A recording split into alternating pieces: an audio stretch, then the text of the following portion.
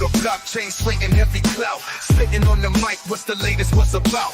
Politicians tripping headlines, flipping out in the heart of the South, where the whispers turn to shouts. Meetings in the shadows, hustlers making plans. Deals going down, gripping tight, shaking hands. City buzzing loud, news dap in demand. Dirty South vibe, deep roots, dirty land. Drop by, chop it up, news flying in the wind. Talk about the biz, who's winning, who will spin. Crime on the rise, truth or a tale to sin.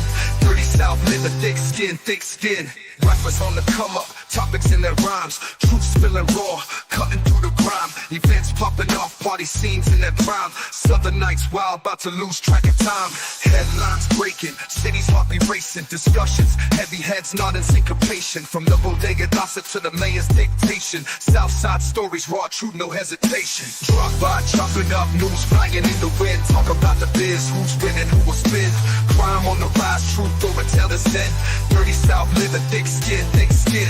Drop by, chopping up, news flying in the wind. Talk about the biz, who's winning, who will spin. Crime on the rise, truth or a tale to sin. Dirty South, live a thick skin, thick skin. Drop by, chopping up, news flying in the wind. Talk about the biz, who's winning, who will spin. Crime on the rise, truth or a tale to sin. Dirty South, live a thick skin, thick skin. Dirty South, living thick skin, thick skin. Dirty South, living thick skin, thick skin. Rappers on the come up, topics in their rhymes. Truth spilling raw, cutting through the grime. Events popping off, party scenes in their prime. Southern nights wild, about to lose track of time. Headlines breaking, cities heartbeat racing. Discussions, heavy heads nodding syncopation. From the bodega gossip to the mayor's dictation. Southside stories, raw truth, no hesitation. Drop by, chop it up, news flying in the wind. Talk about the biz, who's winning, who will spin. Crime on the rise, truth or a tale to sin. Dirty South, live a thick skin, thick skin. Drop by, chop it up, news flying in the wind. Talk about the biz, who's winning, who will spin. Crime on the rise, truth or a tale to sin. Dirty South, living thick. Hey, what's cracking, people? Welcome y'all to another episode of the Drop By Discussions, episode 41, with your host OGDoDirty in. What's going on, everybody? It's your guy ReslaOpinionated here. Hopefully, you guys are having a good night. How you been, OG? Man, had a good show over there with LA today. Went 9 hours, man. Pushing over there. Over for another episode of D.B.D, and I'm happy to be here. All right. Hopefully, it's going to be a good one, but we'll see. The internet is all over the place right now. Yeah, we're going to be going a little bit everywhere tonight. We're just going to be coming up with stuff, so y'all get ready for this. It's going to be one of those nights. All right. Outside of that, I would say this was up to everybody's actually in the building, and those start climbing in. I started making over a little bit of passes, so everybody know to be to the D.B.D today. That's the whole thing. Salute to Hoover. Salute to Peace. Salute to Stephen Hall and Bly Jones in the building already. Appreciate everybody that's coming in. Please wipe your feet off. Say what's up to people in the chat. Communicate with each other. Make sure you hit that like button. And for those who have a community page and stuff like that, hey, man, share the stream. Get it out to others. Bring them in so we can enjoy this good conversation, this good discussion tonight. Absolutely. Sounds great. And for those who want to come up, go ahead, Russ. I was like, it seems like you've had some pretty good lively streams this week. Yeah, it's been pretty good, brother. We push it. We push it with this good content. I can tell you that much. Oh, yo, you know we have an open panel tonight for those who want to join the conversation, join the discussion. Make sure you hit the link. We will be pinned to both pages, so you can just hit the top of the link and then bring you straight up here. It's pinned to the OGDoDirty page, and it'll be pinned to the rest of the page. If you want to join the conversation, just hit the link. We already got guests in the back. Let me go ahead and welcome my 3 guests to the building.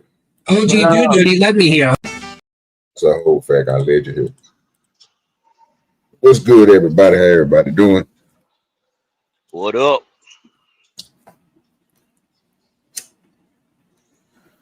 Well, another good night, man. About to have this good discussion. Well, what's been going around YouTube is a lot of drama, stuff like that. So what you've been hearing so far, Russ? What's been going on your side of YouTube? Well, on my side, everybody's just pretty much engaging in debates and stuff. For my channel, I don't know. It's just people moving all over the place.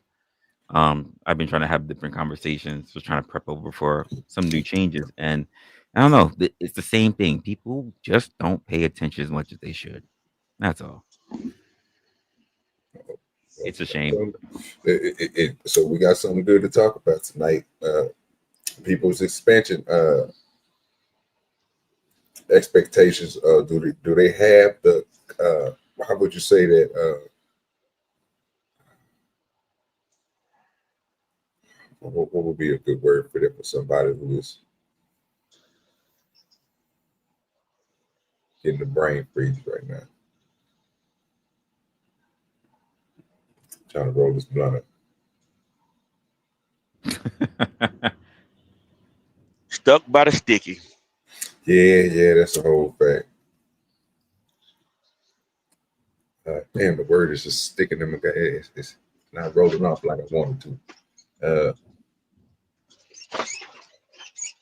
Patience. Do people have patience in these YouTube streets?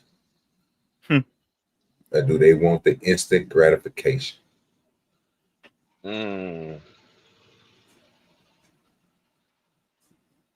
What you guys think?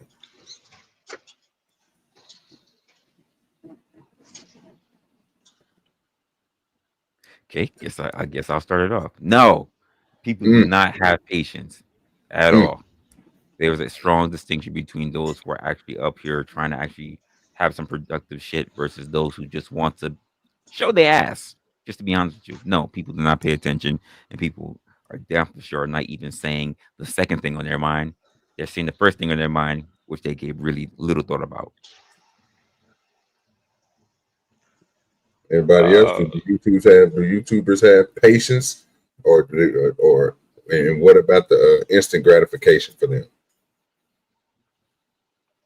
Yeah, I think the majority of people do not have patience.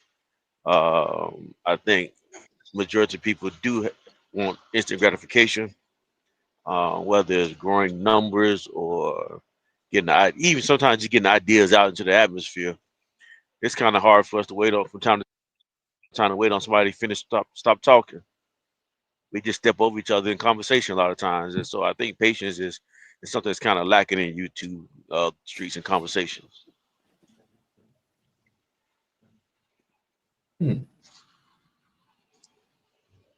Anybody else? I know I have very little patience, especially when it comes to inefficient speech. Glenn, what's up with it, brother? If I had to put a picture of impatience, I think I'll put a picture of Mayo up. This nigga I admit it, at least. Make sure you guys make sure you hit the like button. Make sure you hit that like button. Make sure you hit that like button. And if you don't mind, share the stream out. If you want to support the page, you can support us through super chat. You know what I'm saying, on Resla side of the game. I haven't went over and looked at everything, but I'm pretty sure, you know what I'm saying. Just go ahead and support if you want to support through the cash, through the super chat. If you want to support through CashApp, the CashApp is on the bottom of the page. Wrestlers, Opinionated, and OGDoDirty, money signs in front of them. Make sure you support the show.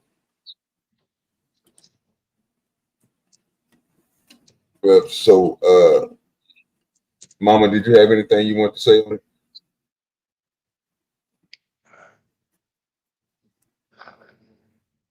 I think she said she's getting her food and stuff ready. So yeah, I don't think that people have patience on YouTube. I think it's because everything have the algorithms and stuff work, that the instant gratifications. We got another guest coming to the panel. Let me go ahead and bring him up. OGDoDirty, let me hear. That's a whole fact. How you doing, Glenn? Yo, I'm chilling, man. Just chilling. I appreciate you coming through, dog. What's up, Glenn? Haven't been on in a minute. Wanted to hop on and see what you fellas talking about. Well, we was talking about, do YouTubers have patience, or you know what I'm saying, or they just looking for that instant gratification? And I was making the point of I think that they don't have patience.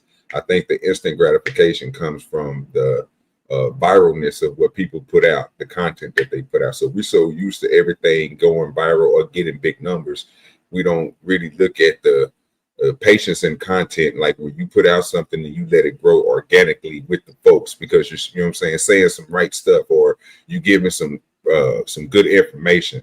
Like we have a thing on here where we say when you watch a video on YouTube, just say that you got to learn how to fix a car part. For some reason, you don't get the whole video. You get a part to where they show you where the boat is. They show you that the boat is hard to get to, and show you that it took them. They got the boat off, but the point of it is they don't never show you the amount of time that it took them, because they might have a problem on trying to get that boat, and they'll cut the video, chop it up, and splice it. And then what you get is that instant gratification, like something got done, but you don't get the whole process, the patient part of it, the part that you had to work hard to get that boat up off there, because it's hard to get to it. It's not something you can just pop off. You know what I'm saying? So I was posing the question: does people have patience on her, or do they want the instant gratification? That's a good question. I think our attention spans have been conditioned to live and thrive off of that instant gratification. It's like we feel the need that we have to have that. And if we don't get that instant gratification, either we did something wrong, or something ain't right, or like someone owes us something. And as creators, like we have a responsibility, in my opinion, to be honest in the process, right? Like if I'm showing you how to put this boat together, I have the responsibility of showing you, watching me fucking struggle with this engine piece that I keep on fucking busting my knuckles over because I can't fit, because I got big fat fingers, and then I have to use a small little tool to, to get that piece in there. I owe that responsibility to you to show you that. But Thanks. what you were saying, people don't show that. They don't show the in between. They show the beginning, middle, and then the final product, like wham. And it's a dishonesty in not showing you the nitty gritty and the struggle. I agree. Yep. I agree with that. One of the best things I found that they did on YouTube, as far as I'm concerned, is they 2x that the video and the sound. Because I am very impatient when it comes to watching videos and listening to information myself. I just want it faster. Well, I mean, I'm even appreciative of those who, like, what they do is like they have the video, instead of just cutting to the very end, that they do the speed up, so you can see them go back and forth. At least you know that there's some reference of time that they did to it. Not like, hey, this is how we do something, and next thing you know, the shit is fixed. You actually see them go through something. Whether I see that like on carpentry, or even like fixing up cars and shit like that, I appreciate those. Like a time lapse. It's like they speed it up, so it's I'm kind of sorry, like that's you're watching a exactly time what I was lapse. thinking. Yes. Yeah. Couldn't think of the word. Yes, exactly what it is. No, like that's the way it got to be. Like, because it just shows honesty. It just shows like it wasn't like wham bam, thank you, man. It took some work to it. And in a way, we're doing them that's like I said, a disservice by cutting out the work part of showing us putting in the work in whatever we're doing, and just showing them the final product, so then people get this false sense of like, oh, it's just that easy. When it's not. And see, I agree with you, because you made a good point. I know I done seen videos where I go look at stuff and I'm like, you know what? And the point that you made was the fat fingers things, right? I know a lot of people who got big hands that's comparison watching the video with somebody with little hands. And like you said, it'd be something that they gotta end up tinkering with, because their hands so fucking fat. But you know how many people gonna have that same fucking problem, that you're not showing them that? You know what I'm saying? You only giving them the instant gratification of it's done, and this is the product that I did. I'm giving you the product and showing you the content that I did, which is good content. Don't get me wrong, because you got something done. But we need to see that part where them fat fingers couldn't fit in there, and what you had to do to, you know what I'm saying, get that up out of there. That's the good part of the content, because that's going to help many more, not just help the part of your video getting views and getting good content because you did something. So you made a very good point. I Oh, yeah. wish we could see the whole thing. You know what I mean? Show us, like you said, show us all the work. Why is it that we don't? Why is it that we don't enjoy the middle part, watching the middle part? Why we don't enjoy watching the struggle? Why is it that we Um, just want to celebrate the end? I think it goes by generation, right? A lot of it, because these new kids are tuned into TikTok time. I don't mind watching the struggle,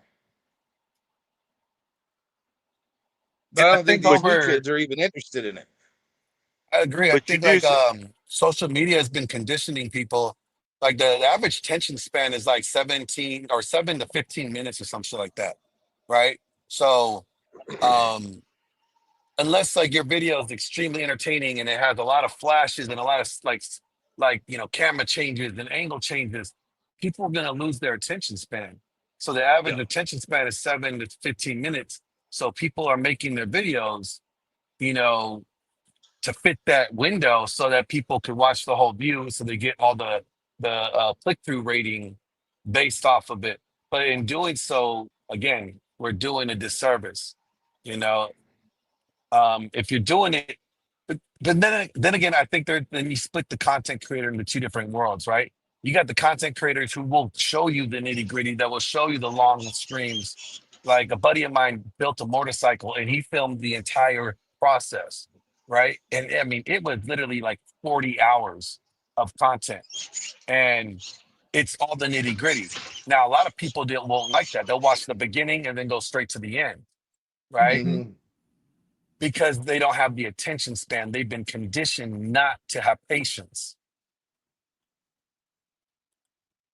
They want to see the final product. They don't want to see the, you know, how you got the gas tank to fit, from another So motorcycle onto this one, or, Exactly. how you wired the But see turn that, signal. but to me though, that's especially when it comes to like automotive and you know what I'm saying, you mess with motorcycles and anything like that. That's fabrication. Fabrication is the best content you can put out. I think we was explaining that earlier when you watching people do these houses. Like I said, when you watch somebody build a house, like I showed y'all the Patrick, I think Patrick Brothers or something like that. I'm gonna make sure I get their name right. Perkins Brothers, I think it is. But them dudes, that bro, they build a house from the ground up. I mean, they do your foundation, do your plumbing, they do your walls, they do your whole goddamn house till you get ready to move in. But it's from ground up. It's 10 months of content, 11, maybe a year, depending on how big your house is, might be a year and a half of content, but they showing you everything, every nail that's going in. They got a camera crew that's walking around, that's filming this whole thing. So that type of content is going to get hell abused, but you got to have people who are patient enough to learn the whole thing, not just look at the beginning and, like Lynn said, skip to the end to get that gratification. Like, oh, that's nice. Like, bro, but it's still a whole process in between, because it's the little things that you're going to miss that you really need. Yeah. Oh, and it's the stuff so that you Mayo. can mess up. It's the stuff that you can mess up, and they show you how to fix too. Yep. That's a lot of the important content that gets missed. So Mayo, you in said the short earlier. video. Oh my bad. Oh no, go ahead. You said earlier that you fast forward through the middle part because you want the content faster. Why is it? Yeah, Why is it that you fast forward? Why is it that you fast forward? I mean, I know you say you want it faster, but is there I just want the what's information. A lot of people, to me, talk too slow.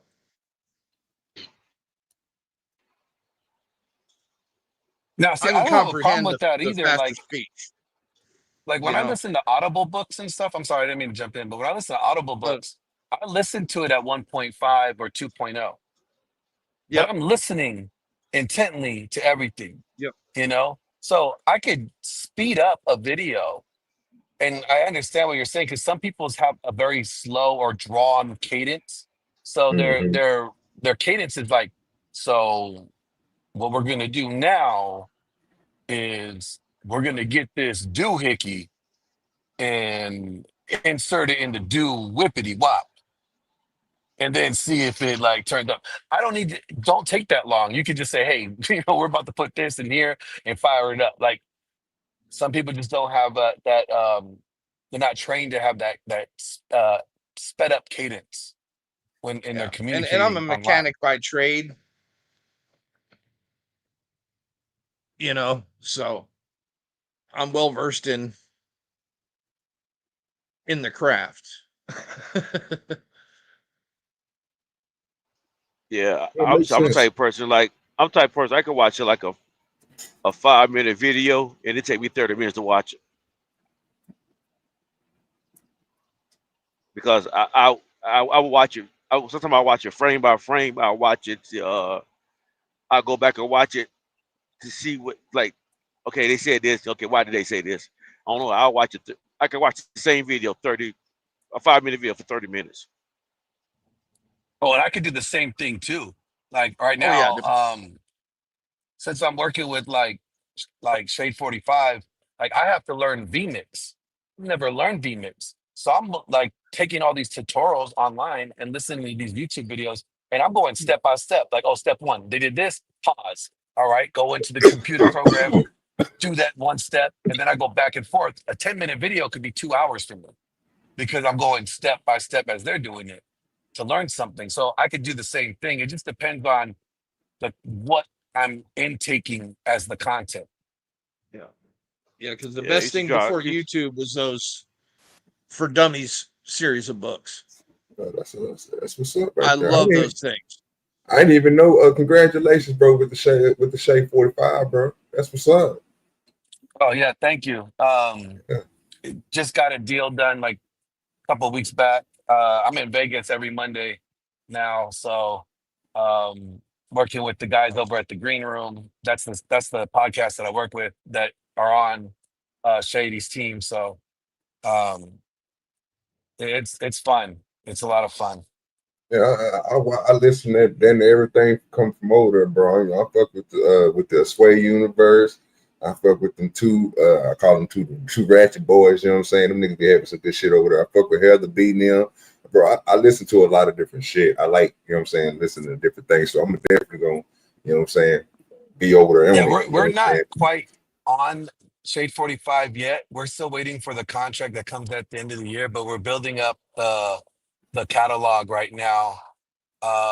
So True, the guy that runs the Green Room podcast, he's Eminem's producer and road manager when he does tours and shit. And he won a Grammy for Lose Yourself with Eminem because he played the piano. And then he also played the piano for the song Crawl by Linkin Park. So he won 2 Grammys with those guys. And last year he wanted to start a podcast, and he just hit me up to bring me on as a producer. So I'm working with them and getting ready to solidify that deal at the end of the year. So it's beautiful to get in contact with these guys and be able to collaborate with a lot of what's going on over at Shape 45. My partner just did an interview with them. He from the Shark team with here in Oklahoma. He be rapping and shit, and they had him on. He did one with Sway, and then he did another one on Shade 45. It was an interview with Marco, and he did one with them and the dude that be doing beats. I can't think of his name. The one that be DJing for Sway. He did an interview with him. But basically, he's going to the next one he's doing. Like I told him, I want him to talk about the dispensaries because he rap, but then he have like 2 or 3 dispensaries that he opened up, and I have product inside of them. So I was telling him, man, next time you go up there, man, make sure you know what I'm saying, mention these dispensaries down here, bro. Put a little money in our pocket. You know what I'm saying? Because people follow everything that you say on these shows. So they want to see these new products. They want to see what you're involved into. You know what I'm saying? They love your music. They want to see what type of business you run into. And the establishes are nice. So, it'd be nice to have, you know what I'm saying, pop-ups, you know what I'm saying, stuff like that you can do when you come back, you know what I'm saying, from traveling, doing your tour and stuff.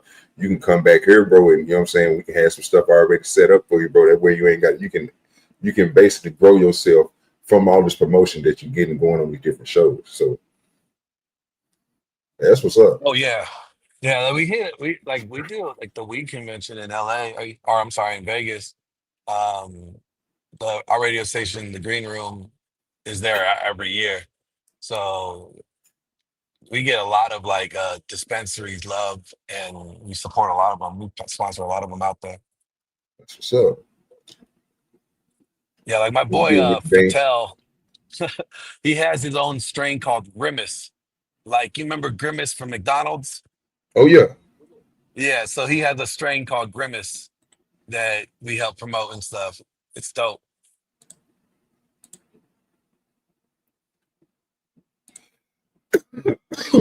So Resla had what else you say, Resla, when you was telling me about that? Oh yeah, that's what I was gonna ask y'all. What do y'all think about jealousy? That was gonna be the next part of that, because we was gonna talk about patience, then we was gonna have that about the instant gratification. What you think about the jealousy across YouTube? I mean, to me, it's like jealousy is a good thing and a bad thing. Like it can motivate you to do better, or it could poison you to you become, like envious. And then you turn into what I call a Jose, which is jealous one still envy, right? And you don't ever want to get to that point. Like, I'm jealous of a friendly competition. Like, I'm jealous of like, oh, you know what? I like Resla's setup. I like the way he did his backdrop. I like the way that his camera's angled. Okay, I want my shit to pop off like that. Or like, like I like his monologues. Actually, I started doing monologues because Resla started these monologues, and I'm like, yo, I love these fucking monologues that he does before a show. And you know what? I'm gonna take some of that and run with it and see how I could do it and see if I could perfect it. It wasn't jealousy in a negative way. It was he's setting the bar, and here I go. Okay, I'm gonna meet the bar. I'm gonna rise to the occasion, and I want, trying to get some of the same look. And I think jealousy in that sense is motivational and inspirational. But when you get it to the point where you're like, oh, this person is always getting this, or this person is always, getting these, accolades or whatever, now that's a problem. But I think it could be beneficial. It just depends on how you utilize it. I agree with that. I agree with that. I like it. I mean, I agree with that because, like I say, I use it as I think. Well, let's stick on the first part before we go with anything else, y'all. Let's stick to that first point that Glenn said. Let's talk about the motivational part about jealousy, right? If I asked y'all on the panel the motivational part, will jealousy motivate you to be uh, greater at what you do? Because I agree with Glenn when he said that. But what do you guys think? See, jealousy is different.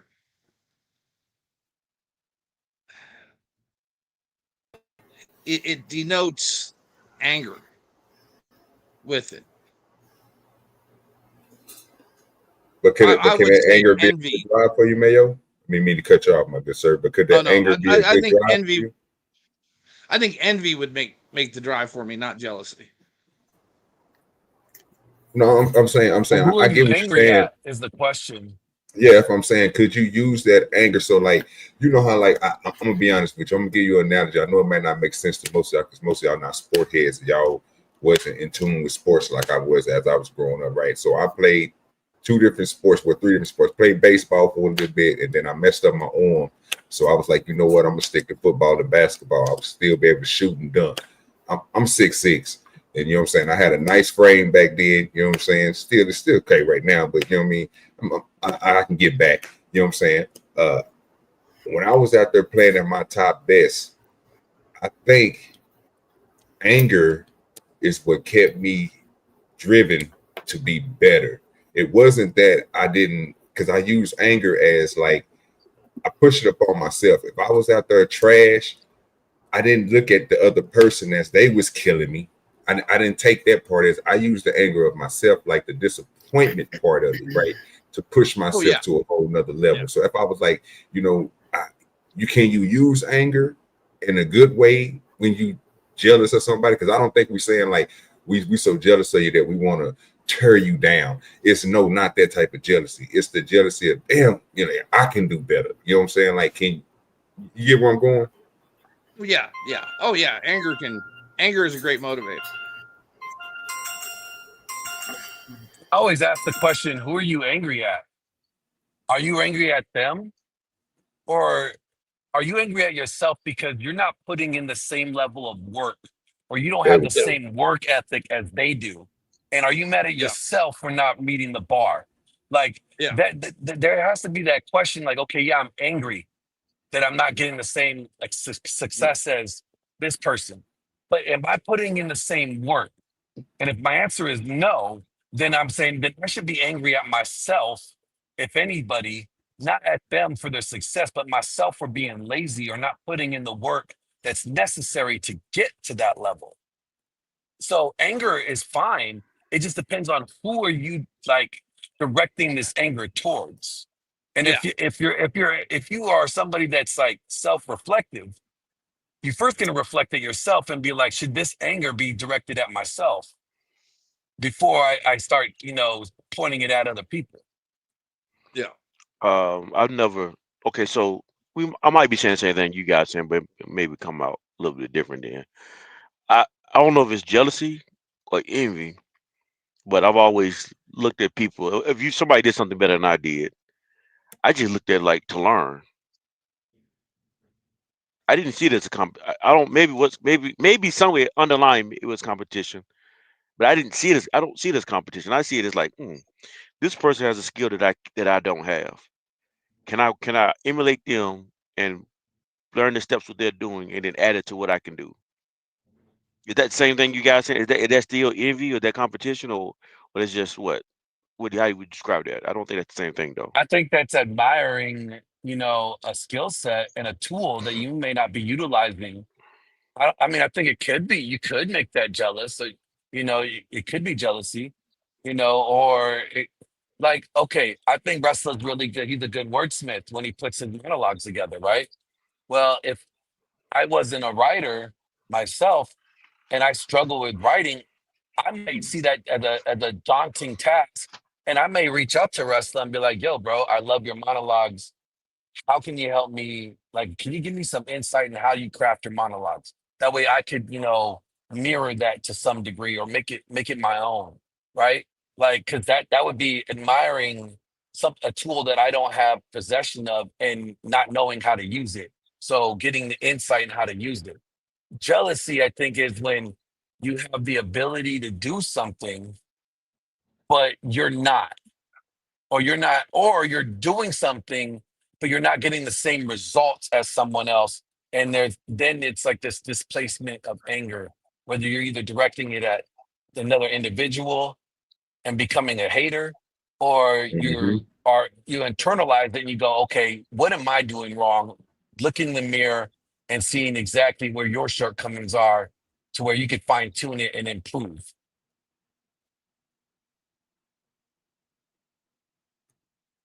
What y'all think? That sounds one point.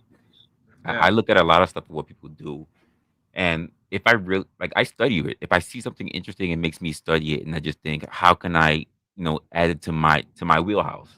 How could I make that a part of my skills? How could I make that a part of my tool belt? Oh That's yeah. normally my thing. I don't get mad at people for having different skills. Yeah. No. And that those monologues Russell does, that takes a lot of skill. And unless you've done public speaking, you'll never realize how difficult that is to keep people's attention that long. You know what I mean? Yeah, that's the whole I fact. write all the Wrestlers monologues. What are you talking about? I write them all. Yeah, I'm like you. I'm like you, Resla. I don't really get upset at people or envy or jealous at them when they possess something I don't have. Like one of my brother-in-law was one dude I used to always look up to when I was younger. He, he had a great work ethic. Not that I couldn't get one, but I just learned watch how he got up at the same time every single day just to go to work. May not be nothing great, but just as simple as getting up every day at the same exact time, having the exact same routine. and then being dedicated to it, no matter how he felt. That was something I admire watching it. You were seeing that as a 13-year-old, 14-year-old kid, somebody who's already 19, 20, doing this already, being that responsible already. I just like that's something you just watch now. Watching like whatever you decide to look at though. I think being envy or jealous is it has its place, but I don't think it's for me. It's not the best tool to learn with. I think there's many tools that could be either positive or negative. I don't think not everything is binary like that. I think it depends on how it's being utilized, right? Like Yeah, I think jealousy could be healthy because it keeps you hungry, right? If you see someone doing something better than you and it motivates you to level up or to improve yourself Yeah. or what you're doing, then that's a positive. Now, if it Yeah. gets to the point where you are spiteful or you try to like bring them down or stumble them because they're doing better than you, well, then yeah, now it's a negative thing. But it Yeah. just depends on the individual, like how you choose to wield it. Like you know how they say like, oh, masculinity is toxic. No, masculinity is not toxic. The individual is toxic. You know, Correct. femininity isn't toxic. The individual is toxic. So the trait is not toxic. It's not positive or negative. It just depends on how the individual chooses to utilize it, which will make it positive or negative.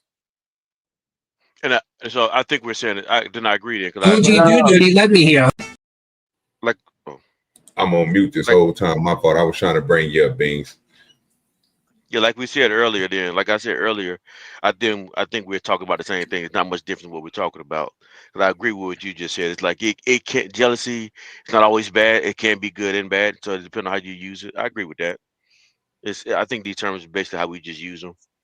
Yeah, So I agree with that. that's why I was posing the question of, you know what I'm saying, could you turn jealousy and the anger that you have into jealousy into a positive by, like, you know what I'm saying, making, like Glenn was saying, making you do better at what you do. It's not saying like, once he made a good point, once you turn it into the negative, then there's no use for it, bro, because at that point you despite somebody, you Yeah. looking for their downfall. What we Yeah. saying is like, the anger that you have, like I was gave an example, I used it for myself because, you know, it's just like a boxer, bro. When they combination is not hitting, or a rapper, when they bars are not hitting and they angry about something, bro, they can use that to motivate them. And Beans can tell to it, it'll make you better.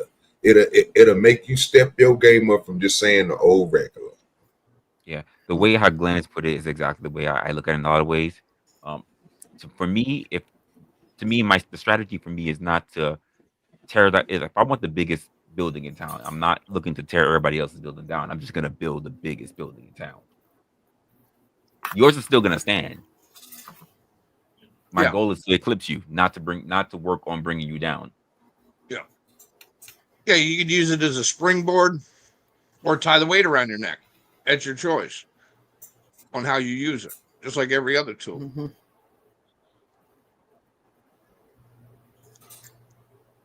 I think a lot of people can really, if a lot of people really got that in their mind, then they'd be understanding that it's so much easier to go with a whole bunch of people that are going in the same direction than one hanging around your neck. And Yeah. sometimes that means you even getting in your own way. Oh, yeah. And we heard it the other night. Somebody mentioned the words going around that Wrestler's using AI for his monologue. Good Which for was him. which was That's interesting to jealousy. me. Hey, That's, good for you. ChatGPT works great. Like shit. I use it for a lot of things for business. yeah, but Well, it was used in a negative. right. But here's my thing about it. Like, it was funny because I didn't hear that until recent. But I'm like, even if that was the case, why would that be looked at as a negative thing for someone? Like, let's just say, so John said he may not be good at doing it, right? If he Mhm. has a tool to use that would Yeah. aid him in becoming better at what he can do, why would that be a hindrance? So, for instance, in my job in compliance, right, I use AI analytics and tools all the time. It may not be Chat GPT, but like, and when we have this whole thought in people's world that, oh, AI is taking everybody's jobs. No, it's the people who know how to use AI that's taking your jobs. you should learn the tools that are available Facts. to you. Yeah. I use AI for a lot of things. Okay, like when I put out my book, I had AI do my proofing for me. Why would I pay somebody to edit my book when I could format ChatGPT to be a book editor and edit my book and not have to pay anybody? Like Exactly. it's a tool to your disposal, and people only find it a problem or they only want to use it as a negative when they're not smart enough to use it themselves. Exactly. The funny part about that when I hear that, and I'm like, I'm always trying to figure out who exactly said that. But the thing about it is, like, here on my very platform, especially when I've had my research days or I'm just chilling, whatever, I've shown people that I have a shit ton of notes in my Notion. Like, I have topics out the ass, and I'm always looking to just fill in stuff. I just said it even early today. Like, I was saying it in a Discord. I have a shit ton of tabs that I just need to go through research. Some people say you just add it to your watch list. I'm like, not all my stuff for videos. It's just literally articles. So I have a shit ton of tabs, and I've got 9 windows with a shit ton of stuff all over. It takes me time. So I'm one of those people that. So if I did something the hard way and I learned a bunch of skills from it, then you come around and you come behind me and you use ChatGPT and then get the skills. I'm one of those people. I might look at you sideways a little bit, like you're not respecting the craft. Oh no, That, no, that, it's not that I'm not respecting the craft. I I'm just no, no, not I'm not, respect. I'm not, I'm not, I'm not talking about, I'm not talking about you. I'm not talking No, no, about no, you. Yeah, I'm no. talking about. I'm saying for the individuals that feel that way. I would say you say to a person like that that they're not respecting the craft, and in my mind, it's like, no, you're not respecting. There's more path than one. I would say if that's the case, you're not respecting the time. You may be respecting the craft, but you're not respecting the time. Time is the only currency that you can never get back. Yeah. That's also true. So you could spend 12 hours on something. I could use ChatGPT to cut it down to 2.5, and now I got more hours to work on other projects and dedicate and allocate to and accomplish more things. And then you're like, well, you only spent 2 hours on this, and I spent 12. Well, who wasted more time? I think the key thing to look So at. to that point though, that's why I say like me. Remember, go back what I said earlier. I'm the type of person I will watch the video. I'll watch a 5-minute video for 30 minutes for an hour because and that's kind of what I'm talking about in this scenario. Is like even in this scenario, I'm the type of person that uh if driving this truck, man, I gotta learn how to change all 18 gears. I'm gonna learn how to tactfully use that tachometer to get all 18 of those gears at the precise right time. True. But then I got enough. But then there's some people come behind me like, you know what? I ain't gotta learn how to drive no 18. I ain't gotta learn how to drive 18 gears. I could just get it in and drive it automatic. And I like you can do that, but and people are doing it now. But you have never had a skill set that I have, and maybe you don't need it. Maybe you don't Well, even care about it.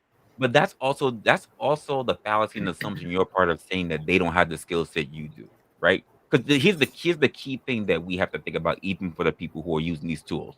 The word is called efficiency. You might congratulate yourself on spending all those hours, but if someone else is getting the job done in less than the time that you did, that doesn't make them worse off. Especially if it, because here's the thing: there's nothing. We say this a lot, even by school in some sense, right? The idea of getting crammed a whole bunch of stuff that you never use because it's not practical. So it's good that you know all that shit, but even to yourself, if you find yourself 9 times out of 10 not using that information, what was it for? What were all those hours really for? So Yeah, it Because makes me kind of I okay. So an example that I gave, right? I can tell you right now, there are a lot of people who come. I just everybody know I drive trucks.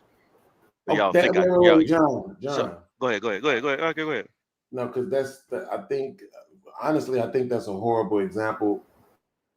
I think a better example is what if I use Chat GPT to write my essays for school? That's cool. No, no, sure, no, why no. not? Wait. I mean, That's a whole different other point though. I think John was making a point of just having. So if you are, we got somebody else in the back, Yankee Chad. All right, bro, we go on camera. You can come on camera, bro, if you want to. I see your face back. You gonna let him up, Resla? What? You know him? Yeah, he's good. That's untrackable. Okay, cool. So if you are a person, bro, who is driving trucks, right, and you not driving the automatic, what he's saying is a person who's driving that standard, bro, and learning that, he's going to have more skills than the person who don't know how to fix that, right? But what he's saying is people was taking the easy route out by just going to go get the automatic. But see, with the automatic, you don't have to you don't have to learn the skills that John had, because you will never have to use the skills that John had. You see what I'm saying? Yeah, That was his point. So him knowing that is still going to be the same when somebody come over and try to drive a standard or become who want to have them 18 gears, right? And they have to take it to somebody else. To the point Russell was saying, they might be more efficient, but they not going to know. Only the person who fixed on it will know how to do it. And that's only if they need it, and that's only if they need it. And to the point that you're making, Beans, you can talk about if you use ChatGPT, that's still work you have to do on your own. It would be no different from the days when we didn't have, say, a ChatGPT or any AI systems where someone turns around and just hires someone to write their essay for them. Okay, so well, and you also got to factor in, like, okay, even if you're going to use ChatGPT to write your essay, right, you still got to put in the information for it to, organize and create it. So you're still putting in work. Like And you're read not it. may not be writing, yeah, and there's still a lot that you have to do yourself that you're not getting out of. Now you may not be structuring it and putting it by bullet point or putting it in an APA format or whatever that your professor or whoever is requiring of you, but you're still having to put in some work for it. So here's the thing though, Dirty. He was making a bigger point, right? He was just using the truck as an analogy, but he was making a bigger point about feeling the way if I actually put in the work and you don't. Am I correct about that? Yes, that was his point. That was John's point. Yes. Yeah. So yeah, that's that was exactly my point. Yeah, I put the work in, you didn't. You don't have the skills that you haven't acquired the skills that I put in. That like it's like and I get this and I just chat right back. So there was an example that it actually happened one day. There was a run that had to go out. This couple people wanted to get the run, but they couldn't get it because they couldn't drive a stick. The truck was in a stick. I was able to get that run. Yeah. But my question, like, if somebody's gonna feel a type of way, isn't that an individual's problem? I'm never gonna get through this.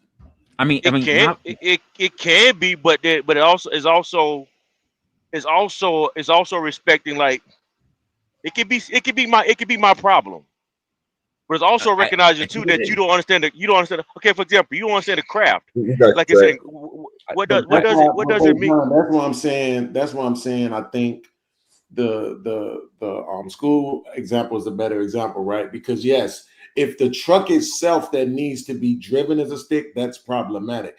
But if you have a truck that can carry the weight, you're good to go, and it doesn't matter if it's a stick or an automatic, right? But if you look at this, you're saying somebody else or something else is doing the work for you, right? Sir, So this is what we see with plagiarism, right? No, it's not. Here's the thing. It's not plagiarism. It's not. Here's the thing. John, the whole concept is literally the whole thing that we say about Paul Bunyan. Keep pulling with an ox. Don't get the steam engine. If the steam engine is more efficient, people used it. Mm-hmm. Okay, so that's not an argument about whether or not. It's the same thing. It's the same thing as saying that John will feel a type of way about the people who turn around and say that they come in with they didn't come from the ground up. They didn't start as doing as much as me because they went to college. It's the same shit. No, not that. That's what I'm saying. Like that. That's what I'm saying. Use the exact example I'm using. We both have to do the same work, but you have something or someone else do your work for you. That's a very specific model, right? That's a very specific model. So now see if the arguments you make and hold up to that model. It won't. I don't Because think because that goes back to John's point, to Bean's point. He's saying with basically take out the steam engine part, right? You have the ox, right?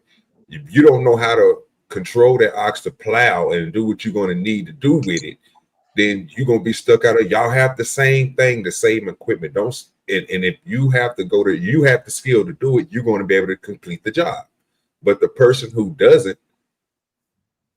don't have the skill to run an ox, they're going to be out of there. Well, but then the question is like, ChatGPT is available to everybody who wants it. So the ability, but a lot the of tool people is still there. don't know how to use it. Though. Use it, yeah. They don't know how to So use they it. have use so then it they have to is take the the time to discriminant. educate themselves, just like Well, they took their time to that's their educate fault. themselves to drive that 18-wheel truck. They made a priority of it. It was important to them to learn this tool so they could do it. So it's the same thing. You just got to dedicate the time to learn this tool to utilize it to your best ability.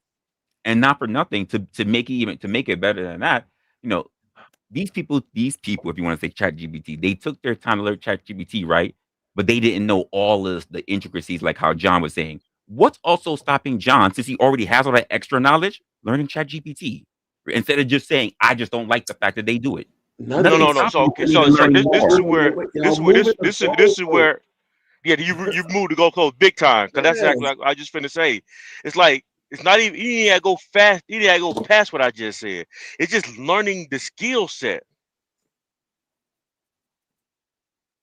It's learn okay, like manipulating the whole thing with your hand and your mind, controlling it, understanding how inside and out how it works. If someone is doing the process for you, what you cannot do is learn it well enough to manipulate it, because if you don't handle it, you're not going to learn it. You're just going to is it manipulation when the system allows it? Wait, see, this is what I'm saying. I want y'all to pay attention, because something is happening right now that we talked about yesterday on Resla Show. Something was highlighted, and now we're focused on the highlight.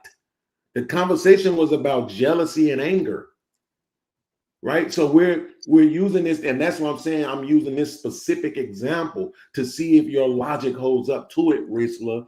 And it does, because if I was John, rather than being mad, I would go ahead and say what the hell they're doing, and I would bring it to my repertoire. That's my point. But here's the thing: if I go into a classroom right now and I sit down with a professor, and the professor has given an assignment for us to write an essay on philosophy, if I ask him, "Yo, can I use ChatGPT to write this for me?" Do you think he's going to say yes or no? It depends on what the subject is. I don't know. Word. It's okay to say it. But it depends on what the subject is. I think it depends on the professor. No, it's on the professor, and it's all about the times. What if he says, "I don't want it typed up. I want it handwritten"? You won't know until you know the professor and what they are willing to allow. Come on, y'all. We men, we not women. Don't. We're now with the man shit. Yes, we can't respond like women, bro. Come on. Let's be honest. We know I'm done. expects for you to do your own work. I'm done. Here we go with the narratives and the talking point. Here we go with the talking point. I'm sorry, I didn't mean to do that, Chris. But come on. I'm done. That whole as a man just came up. Here we go. I'm done. Simple question about I'm done. Your professor. I love how nothing has context, and I'm done. Do we really have to? You got the option, dog. Who here went to college? Raise your hand. You can shut the whole thing down if you want to, dog. Wait, who here went to college? Raise your hand. Mine is raised. Mine is raised.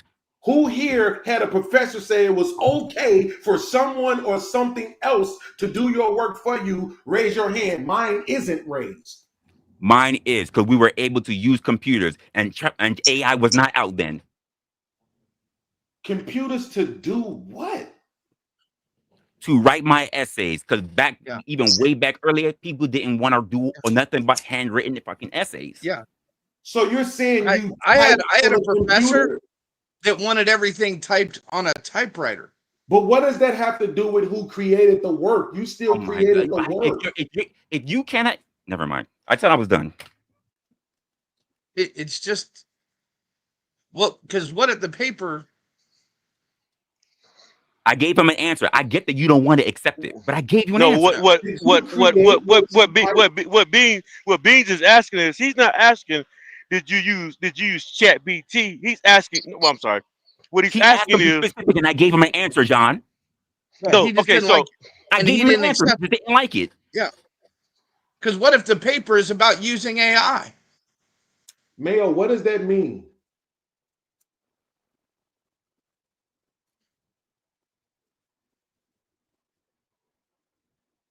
It would depend on this what subject the professor's teaching, No, what what he's I'm trying saying to is teach this. people. What I'm saying is this. The essay that you handed in, who put the words together? You did. Whether you typed it, whether you scribbled it, whether you carved it in a fucking rock. You put the words together. That's my point, is that it was your work. And that's what I'm asking. If I go to my professor and say, hey, I'm going to have somebody else write this essay for me, he's going to say, and I'm going to give you an F. Because But it's not AI isn't a your person. work. Do you think AI is just going to write a paper for you out of the blue, and you don't have to enter any information in for it? When ChatGPT, so to answer your question, I'll say this. I don't know because I've never tried. But when ChatGPT, when I first found out about it, will I do went it. to ChatGPT and asked for a How? contract for whatchamacallit, for John, podcasting. It wrote me one.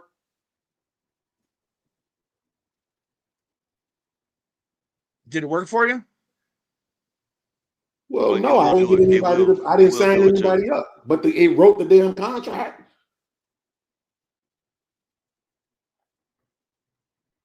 My kids was telling me That's about chat. My that's a kids was simple telling me about. contract. My kids was telling me about. how would it write up your stuff without any criteria, John? Go ahead. So what? Okay, so no, my kids were telling me about Chat PT, right? Because I didn't really understand what it was about, and they said, and they were telling me how it works.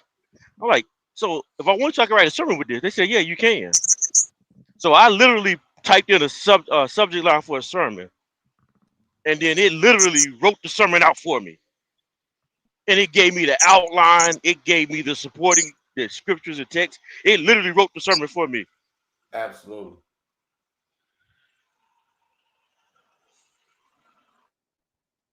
But the reason why I use this example in the beginning, OG, is because I'm saying in this particular essence, right? My mom is one of those she's one of those professional students, right? And if she gets anything less than an A, she's disappointed all the fucking time, right? So this idea though that the teacher hands out this assignment, right? And there's a bit of competition in the classroom if you care enough, right? So I'm trying to write the best assignment I fucking can. And I might come in there and write a dope ass essay, right? Read it for the class. It's super nice. And then here come this other nigga. His shit is blowing mine out the water, but AI wrote it for him. Yeah, I'm I'm telling feel you, some I kind of did. way about that. I am. I ain't I'm gonna gonna tell lie. you right now. I'm with Beans on this one. I personally had this happen to me. I spent 20 some years writing sermons. I didn't go to college, but I spent 20 years studying, reading books, learning the Bible, learning different, watching other people preach, watching other different sermons, being a student of preaching and studying my craft. I Mhm. saw a young dude come fresh out of college. He pulled up a YouTube video of a preacher preaching, watched him preach that sermon, and went right out to the pulpit, 20 before he preached, watched that video, went out there and preached the exact same message. Mhm. And I'm saying this That's is what plagiarism. we're calling work, and we're respecting this craft. I'm sorry, sir. No. I'm with Beans on this one. What's more important though, the process or the message? The process. The process. It's Because not though. no, That's no, not I'm the no, most important thing. no, I'm in It's this not. is It's no, not the I'm most important thing for a preacher, sir. no, I would sir. not say. No, no, I don't care what you think. I'm telling you, in this situation, the process is more important. I'm gonna tell you why it's more than process. because in the process, you're determining what's true and what's false, what's real and what's not real. You're determining what the scripture is actually saying and what it actually means.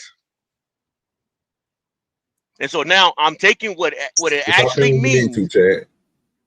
What You it saying actually he could be means. incorrect information? He could be regurgitating incorrect But information. that's still Correct. your opinion. He could be no. What I'm saying to you is okay. Correct. Beans just said it better. Thank you, Beans. He could be regurgitating stuff, which was actually what I was thinking. He could be regurgitating stuff that ain't even true. He doesn't know what he's talking about. He has no clue if it's true. What he said is true or false. Yeah. Do you have any experience in screwing around on your wife? I'm just using this as an example. I'll answer that. Yeah. What's the relevance though? Then you can advise people on it and the dangers of it. Right. Other than that, you're just working off theory. True. Absolutely. Go ahead, Chad. Go ahead and get in there, brother. Hold on. Let Chad get in I there. mean, He's been patiently trying to wait to get in the conversation. Go ahead, Yank. Yeah, there's a difference in certain truths that you may be speaking on, because if I give you good brakes on your car, there's really only one way to do it, and there's only one outcome, and that is that you got new brakes on your car. I can't change your beliefs in your outcome of how you choose to live your life. And so if you're talking about scripture and beliefs in religion, I would say good luck, brother. But at least you can stop your car when you hit that brake pedal. You know what I'm saying?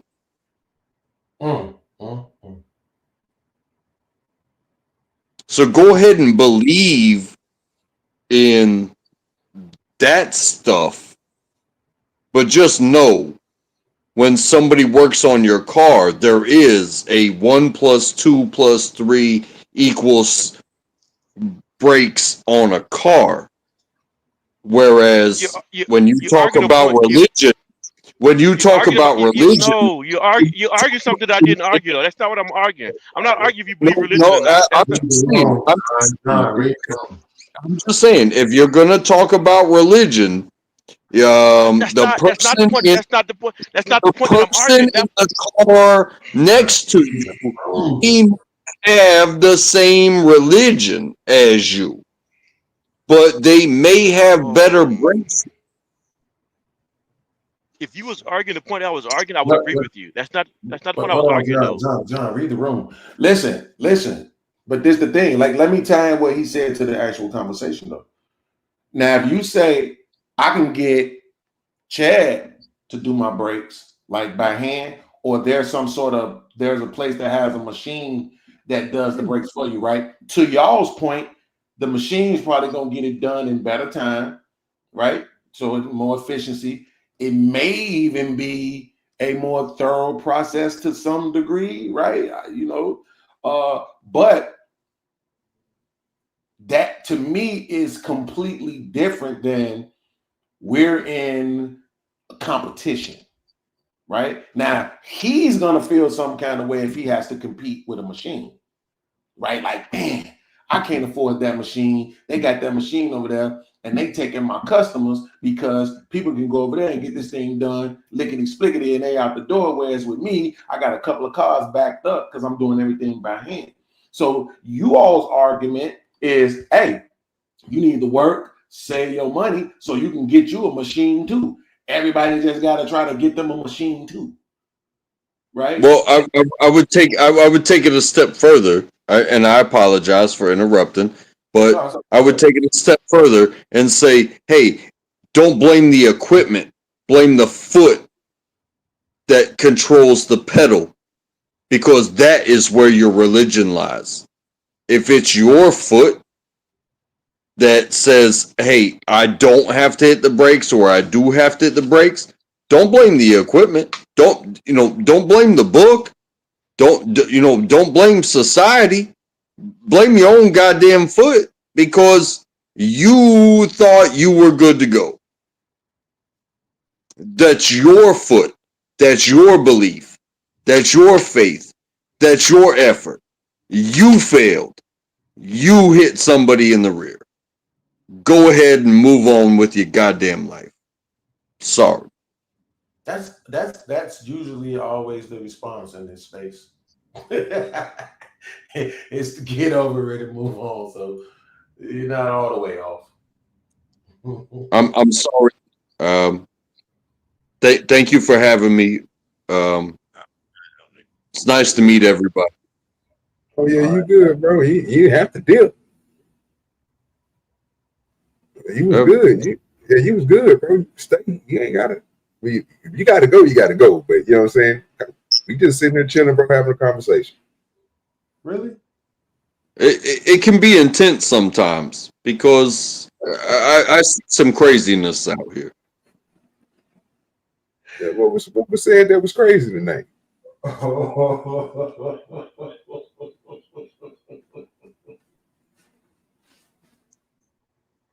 I mean, I can get crazy too. I'm not perfect, but I gotta get out of America.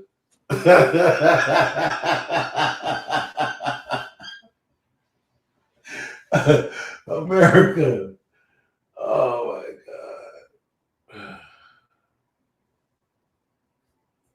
What's don't. going on? I'm lost Hey, like a motherfucker. hey, I would say I recommend to everybody live your best life. Ain't that right? Don't worry about don't worry about the government. Don't worry about what your neighbors are doing.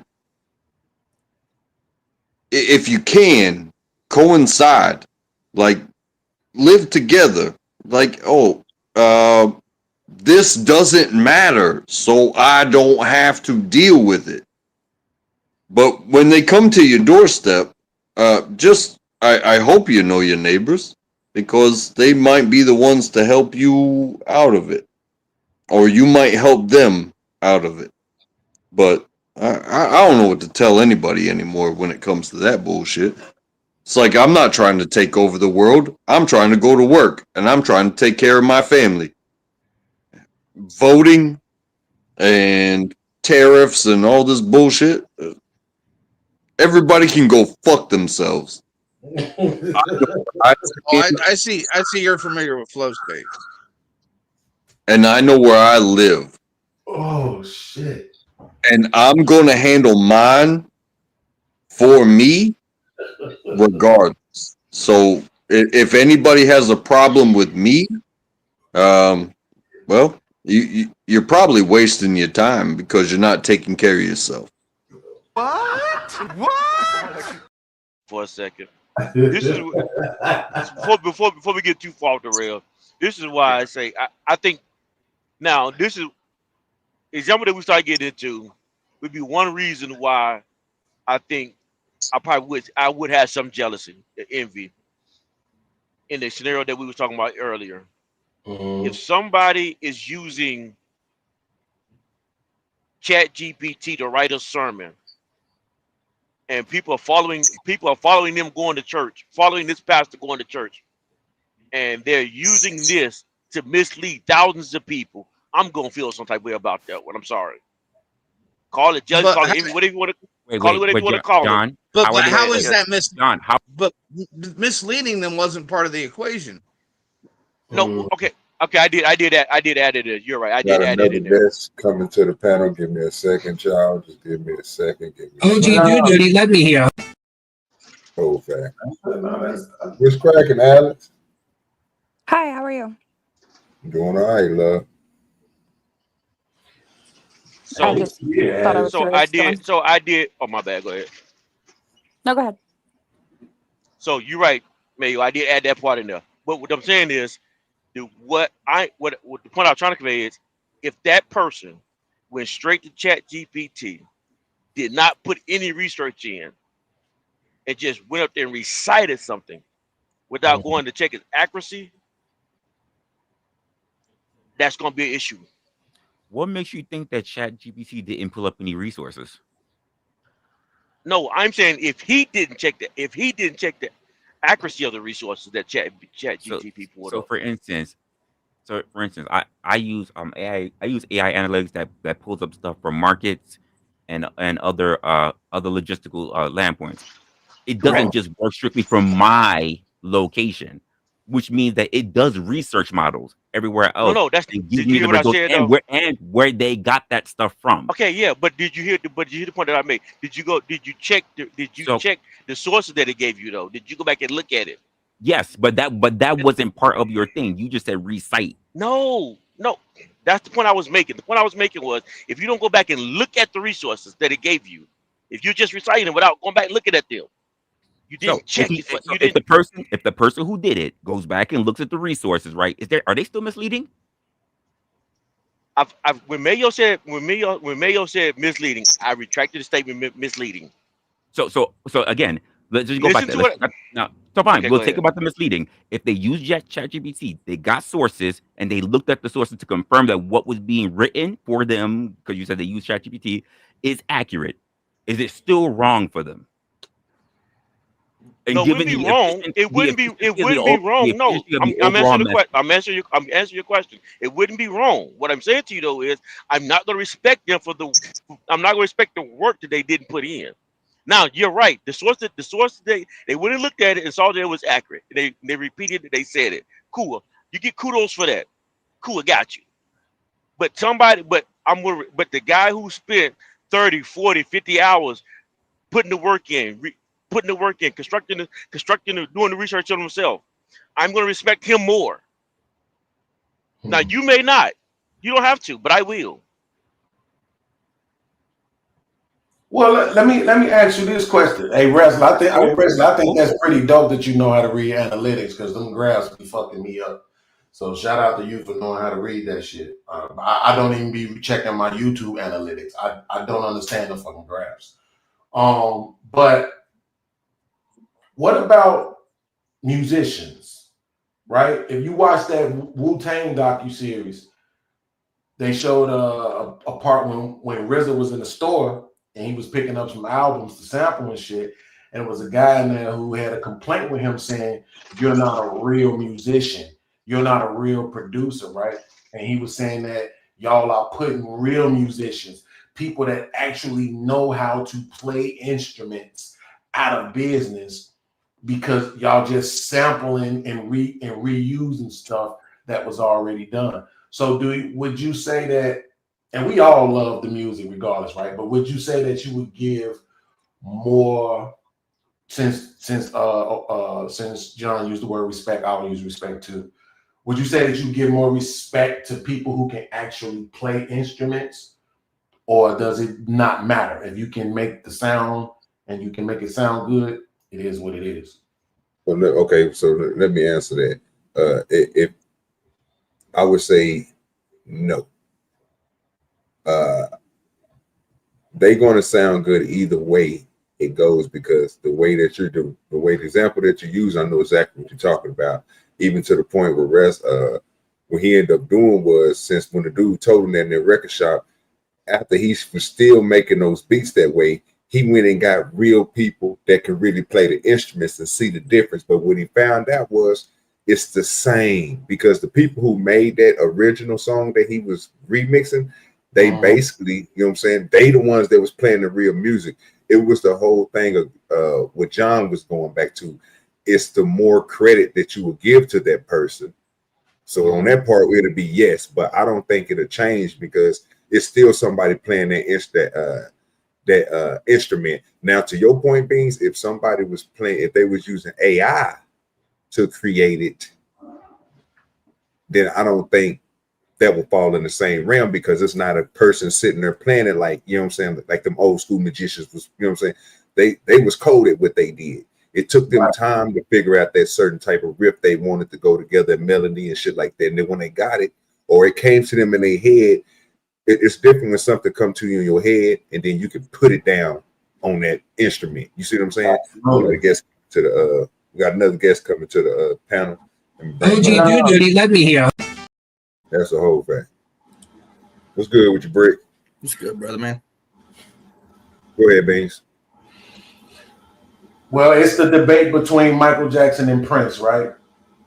So people always say, yeah, Mike had hits, but Prince played and wrote, you know what I'm saying? All the stuff that he did, you know. So it's kind of like we give Prince more credit, per se, for being a musician, right? So maybe Mike just wasn't a musician, but Mike also produced, right? So as a producer myself, a person who samples, I can't play shit, right? So everything you hear in any beat I made is a sample or it's a sound from the sound bank inside of the program, right? But we do give people credit. When I go watch a live drummer, man, that shit is different.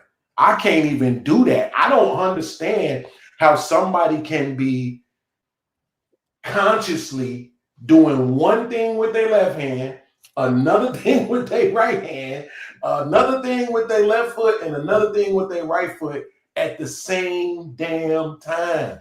That shit is just cold-blooded. It's called rhythm.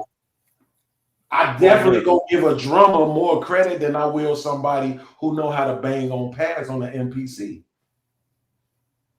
I'm gonna tell you, being like playing the drums. If playing the drums is a skill level 1 to 10, I'm probably a 4. I'm not that great at it. I can keep a beat, right? But when I see people doing rips and runs and like, I'm looking like in astonishment. That's a fact. I guess the simple question that runs in my mind, because to me there are definitely people who've made music. You don't need, but here's the thing: in order to learn music theory, to go ahead and actually write music, doesn't mean you need to be a musician to understand and be able to compose music. That is true. Wow. But then that's the difference between a producer and an actual musician, too. Yes, absolutely. The definition of musician has been expanded past a person who plays instruments. You still got to put it. Because you still got to put it together. Yeah, you just can't just play. But that's more production. Yeah, but I thought that was a composer. Yeah, a composer can create music. Like I think of people who sit in orchestra. They compose music, and they don't have to be someone who actually plays an instrument. They don't even have to know how to, but they understand the sound because they understand music theory. Composition. Composition is a type of production. Thank you. Music composition. So you will be a composer because you basically said that you taking samples and you taking whatever you got from the machinery that you got that comes with it, and you take those sounds, you put that shit in your head, and you put it in a format to where you want to hear it, and then when you play it, you get what you get. Well, I think that's a little bit more credit than I deserve. I would say I'm a producer because most of the time I'm taking compositions that are already made and then I'm chopping them up to get the sounds I want. Right now with the drums, again, this is if you know. So when I make beats, the music is usually telling me what the drums need to do.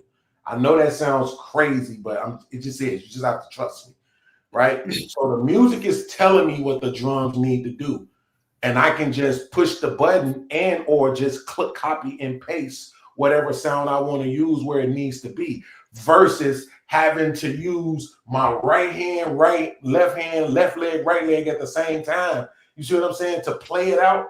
I mean, so that's why I said, I don't know. I'm about to look it up right now. I appreciate you saying that. Maybe I am a composer, but I just consider myself more of a producer because I take blank sheets and then I add and program sounds into them, right? Damn, that does sound like a composer. Well, the main sound like a composer to me. Well, the main difference between a composer and a producer is the composer will consider the instrument first. So he considers the possibilities of the sounds, the possibilities of what rhythm it can hold.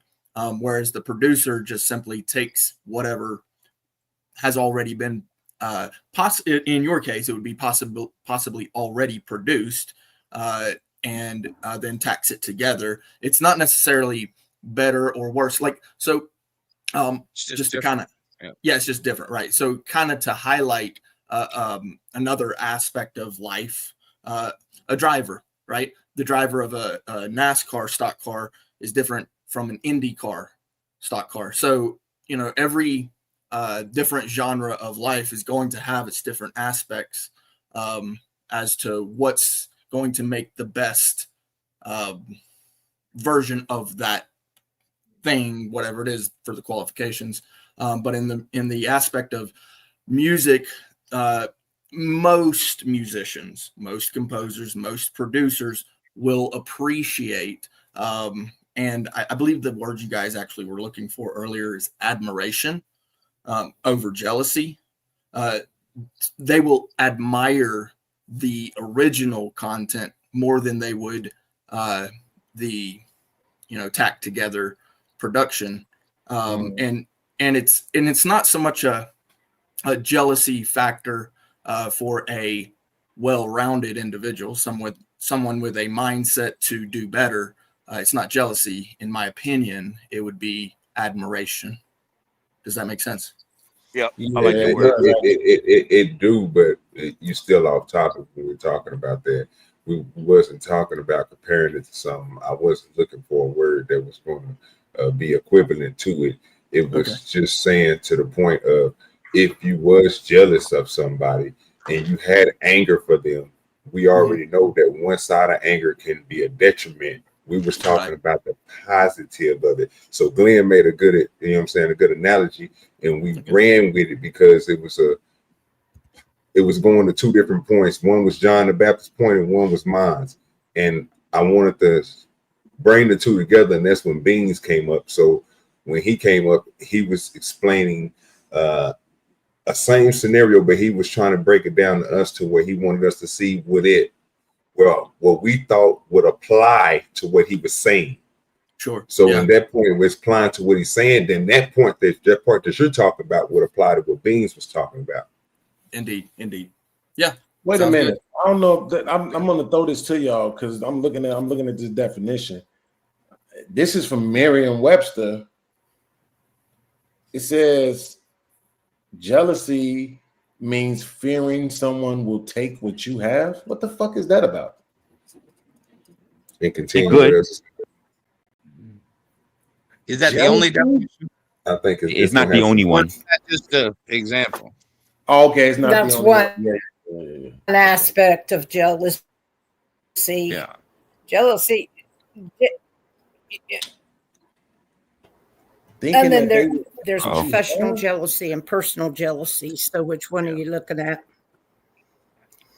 Yeah, and we'd have to go to the root word of jealous, because jealousy is an act. That would be envy then.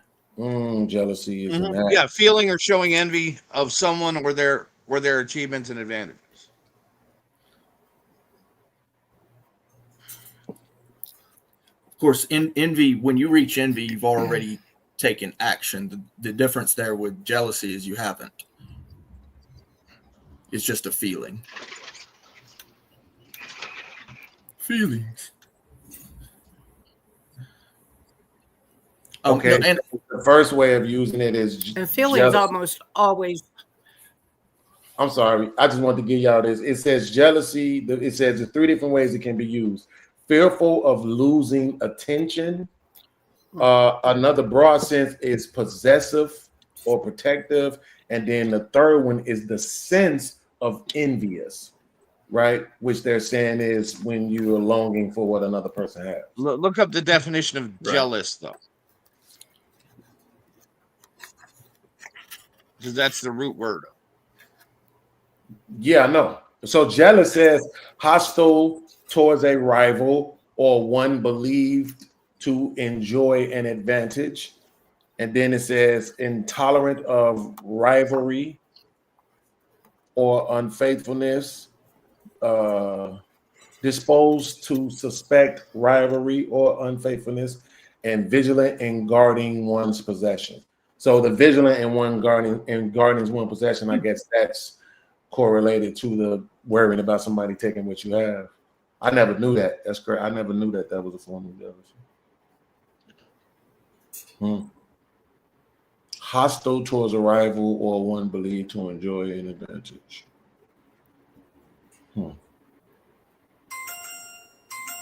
See, I actually like Oxford Dictionary better. Okay. I think it's a lot less political. Because I don't see hostility being automatically a part of it. Yeah, I didn't either, but you know what I mean? They might be using hostile in a different way though. I found something that's interesting. So, and I like this point. It says these jealousy can be rooted in insecurities, right? So it says in fears that a person may not even realize they have.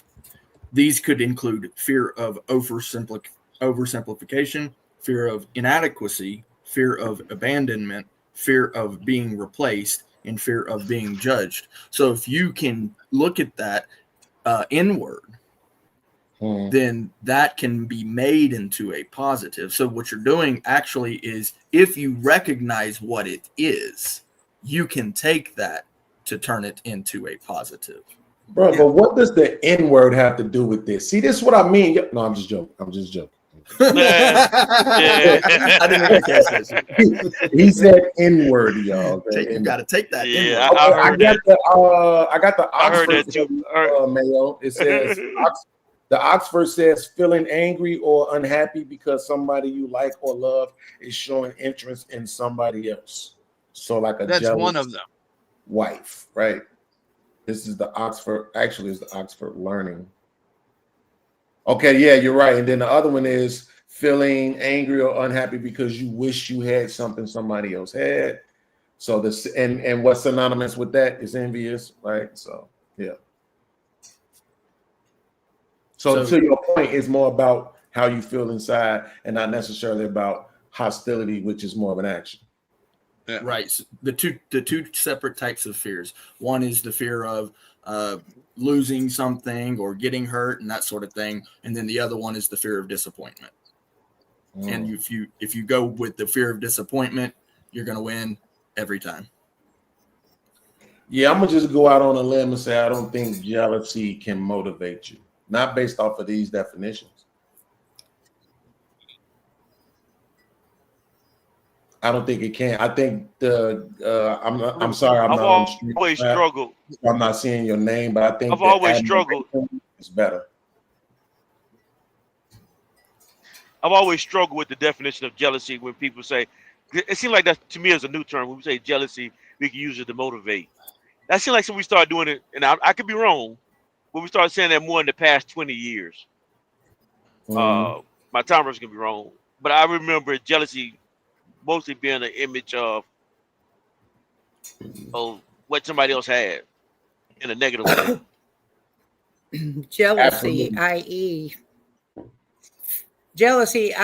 fear. Fear is a great motivator and can motivate you to do many things, whether it be good, whether it be bad. Okay, so now this. Okay, let's say I agree with you, Mom. But is that something we've always said? It's like since the beginning of like. It is one of the greatest motivators. Religions, entire religions have been built off of fear. I'm gonna push back on that one, but I want to get to the first thing first, though. You go ahead. But see, I think the reason why, and I don't know if you was about to say this, or if I'm stealing your thunder, I'm sorry, John. But I think the reason why is because when we hear the word motivate, we automatically think positively, right? So then I'll re-clarify my statement to say I don't see jealousy motivating you to do anything positive. Well, at that point, it should motivate you to do something positive. If you're saying that, if we go, so what definition we going by first? Let's figure that out, because the whole point of this conversation wasn't to talk about the bad part of the jealousy. It was to talk about, could you improve on it? You know what I'm saying? Like, could it be in any possible way that you can take jealousy and turn it into something. And we had some great examples, but we keep on reverting to the negative part, which we know everything negative about jealousy is wanting resentment towards another person. You're going to eventually, it turns into more than just hate and vitriol to somebody. It becomes physical. And we all know this. So, I mean, like, so Mayo, I mean, OG, I'm my bad. I thought you finished. My bad. No, go ahead. You good. Go ahead. So listen to you talk, right? Yeah, I think the reason why we revert back to jealousy being the evil part of it or the bad, because I think that's the root of it. Even when we was having a discussion earlier, I was reluctant to even agree with the word jealousy. But because y'all made such great arguments, and I'm the less educated on that, I kind of went with y'all. But I've never really felt comfortable using the word jealousy as a great motivator. I see it as a negative aspect. It can be a great motivator, but then I'm thinking to the point that Beans just said. Yeah, evil gets motivated too. Yeah, but it's Which one? because but John, what he said to me, the reason why I'm not trying to focus on the negative, but what I'm saying is I just don't believe that the positive can be true. And that's maybe because I'm a literal person. So when I look at I'm jealous, and the version that we're using is synonymous with envious, which is me wanting what you have. So in the hood, if I want what you have, I rob you and take what you have. I don't go pick up extra shifts at McDonald's so I can go get my own version of it. Right? I want what you have. So I take what you have because I'm jealous of you. Right? Now, inspiration, aka motivation, aka admiration, then I may try to duplicate what you have done or do more of what I'm already doing so that I can have my own version of it. You see what I'm saying? Yeah. You got a challenger. I want to challenge. But you still envied someone else's thing first. Yeah, idolation. No, I didn't envy idolatry it, still see? exists within that. No, but listen to what I'm saying. The reason why it's not envy is because I'm not angry or unhappy because he has his own version. I'm motivated behind the fact that I see, oh man, he got that. We used to play a game back in the day, Mayo, called bingo, right? When you see a car, you're like, bingo, no key lock, right? All that's sitting on the porch, right? So when I see the car I like, I see a guy that got the car I like, it don't make me feel angry. It don't make me feel happy. I'm not feeling any kind of resentment, any kind of negativity at all. I'm motivated to do whatever it is that I do and do more of that so I can have my own version of it too. I don't want his, I want my own. And that's why it's not jealousy. But it's still envy. He has something that you don't. No, but that's I don't think it's envy though. It's inspiration. Right. It's not envy because I don't have the requisite negative feelings. It is jealousy. It is. So there's only one winner. There's only one trophy. And so every year you bring back the trophy. So every year you actually have to win the trophy, right? And so that trophy belongs to one person every single time. Now you might be the winner this year, but next year, if I win it, I'm the winner. And so you're looking to gain what I have. Coming to the panel, we got the big flow in the back. So OGDoDirty, let me hear.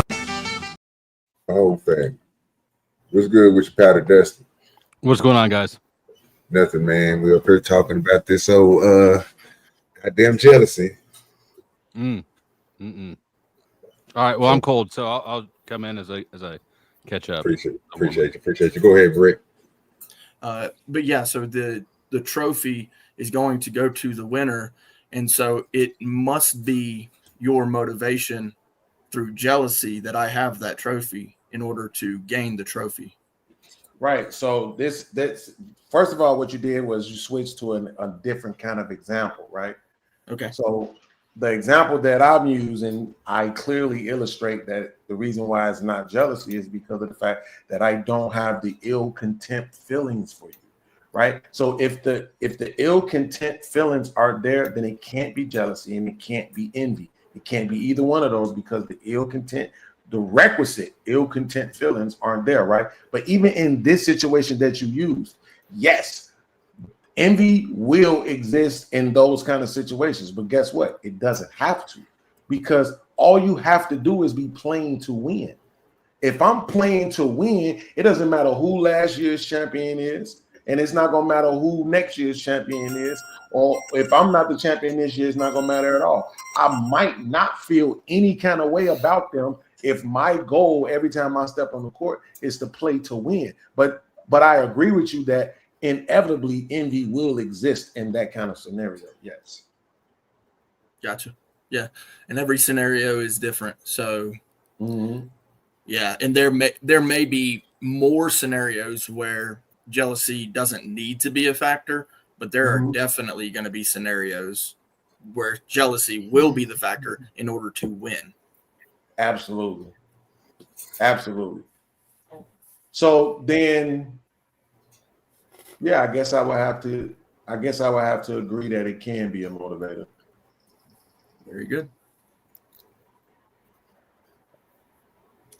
People got to let it happen to them or take it and use it. But I think most people don't take it as a negative.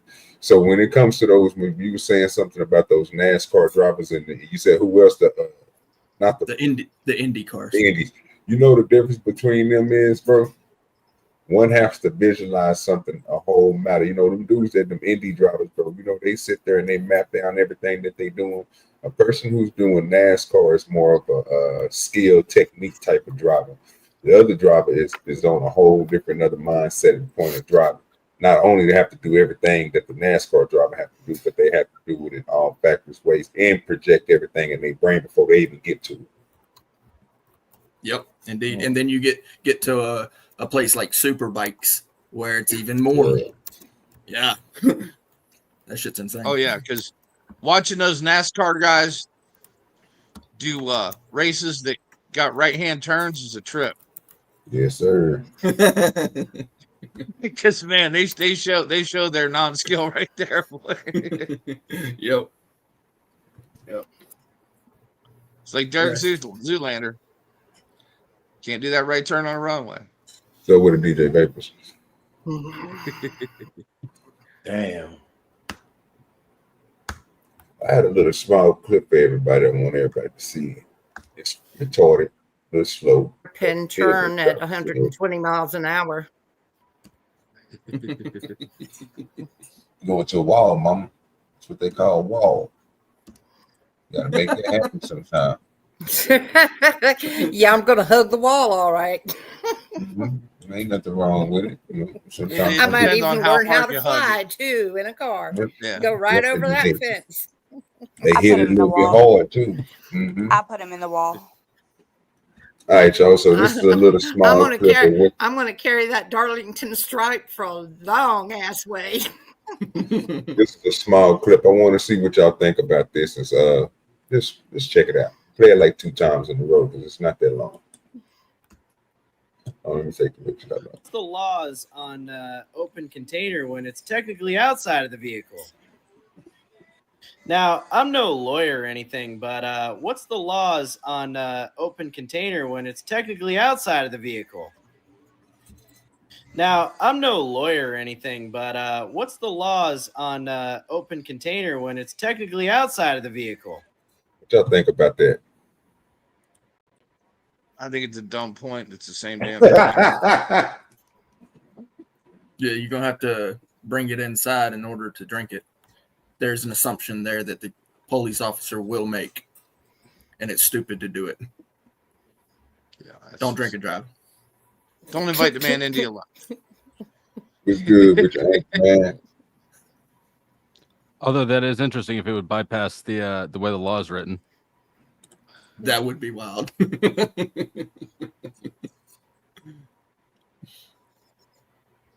I bet that most laws are written within the. That's an open container, but it's not inside the car. Go ahead. Yeah, it's all going to depend on how your state law is written. What the words used. Gotta give it to him. He's creative. That's the whole thing. I'm kind of So with a night, jealous of. Oh, see, in Kansas, it's areas readily accessible to the driver or passengers. It's not listed as inside the vehicle. And that what if the technically would windows? be And what if the readily windows rolled accessible. up? What if the windows It up? can be rolled down. It can be rolled down. It's just like you can't have an open container in your glove compartment because you can open it while you're driving. Right. Or having the keys in your hand while you're drunk inside of your car. They're still going to call it drunken and driving. Right. Hey, Nadish. I want to give the cameraman a hard time because he's actually doing what you shouldn't do, which is to reveal it to certain types of people. And so the cameraman is the problem here, and he should be fired. Ruining it for the rest of us. That's crazy. So in Kansas, it says within a vehicle. No person shall transport in any vehicle. So I bet in the Kansas keyword that would be the loophole here in Kansas, but the guy's still going to write you a ticket, and he's going to let the court. It doesn't matter if you're like, look, this is the way the law's written. The cop's going to give you a ticket. Right. He might shoot your dog just for good measure. That's terrible. That's a terrible joke, man. get a nigga dog, bro. You can't. Not blue. That ain't it. Yeah. Well, just saying, I thought he's being smarter than the average, you know what I'm saying, person to put a beer on the outside, as long as they don't drink it. Truth. But that's the whole point of having an open container. Why is it Modelo? Why does it have to be Modelo? You might just need to get to the next spot. What he should have did was he should have had a long ass straw. Now you're pulling it into the vehicle, though. Yes, but the can ain't in there though. You see what I'm saying? The can still ain't in the vehicle. And that's what they say in Chicago is open container, right? So that's why Missouri is the best state in the union. Really? Anheuser-Busch's home state, so they're the open container rules are pretty lax. Gotcha. Ain't that a bitch? See what I'm saying? In fact, it's legal to have open containers as long as it's not the drivers and everyone's over 21. It should be that way everywhere. Like that shit just don't make sense to me.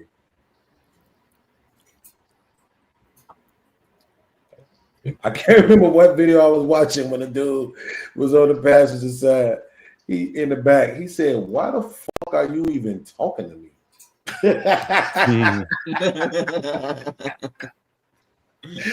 I'm like, I know they always be saying like, "Come on, man, you ain't gotta talk to them like that." But it was like I felt his passion. He like, dog, I'm in the back seat passenger.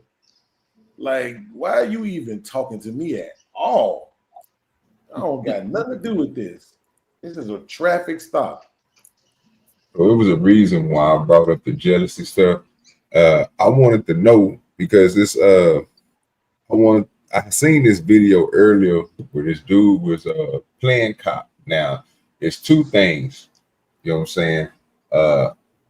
They say he was doing it to get women, right? But I don't believe he was doing it to get women. I think he wanted to become something that he couldn't be. You know what I'm saying? And I'll give you the little details of it real quick. I'll pull it up so you can see exactly what I'm talking about. If you ain't wouldn't watch it on Law and Crime, it's on Law and Crime Network. So you already know how we want to do that. We want to stop it, let it play, let it do its thing, and we're not. So that way we won't get hit. So let me pull this one up.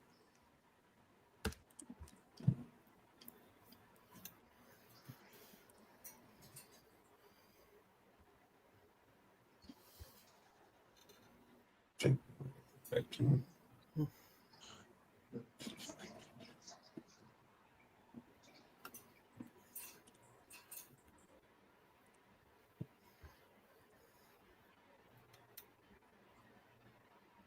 Firearm. All right. We got to figure out you're just some dumb trying to pick up chicks, or there's more to this. Right. It's 1 a.m. and you're lying in bed. You can't sleep, but you're not ready for the night to be over anyway. Then you remember that maybe it's not too late to make plans. So you pull out your phone and open the app with the little orange flame. Swipe left, swipe left, swipe left. No one's catching your eye until you come across the profile of a man in uniform. His profile says his name is Trayshawn.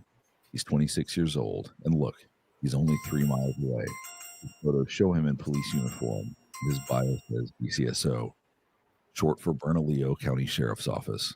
Bro, it had to be Albuquerque. It was a fully marked police cruiser. Even though you know meeting up with a random guy late at night could be dangerous, seeing his badge makes you feel safe. Except not everything is as it seems. The firearm, uniform, and badge are comforting. But what if none of it was ever real? That was the case for the Bernalillo County employee who received a notification that she matched with Trayshawn.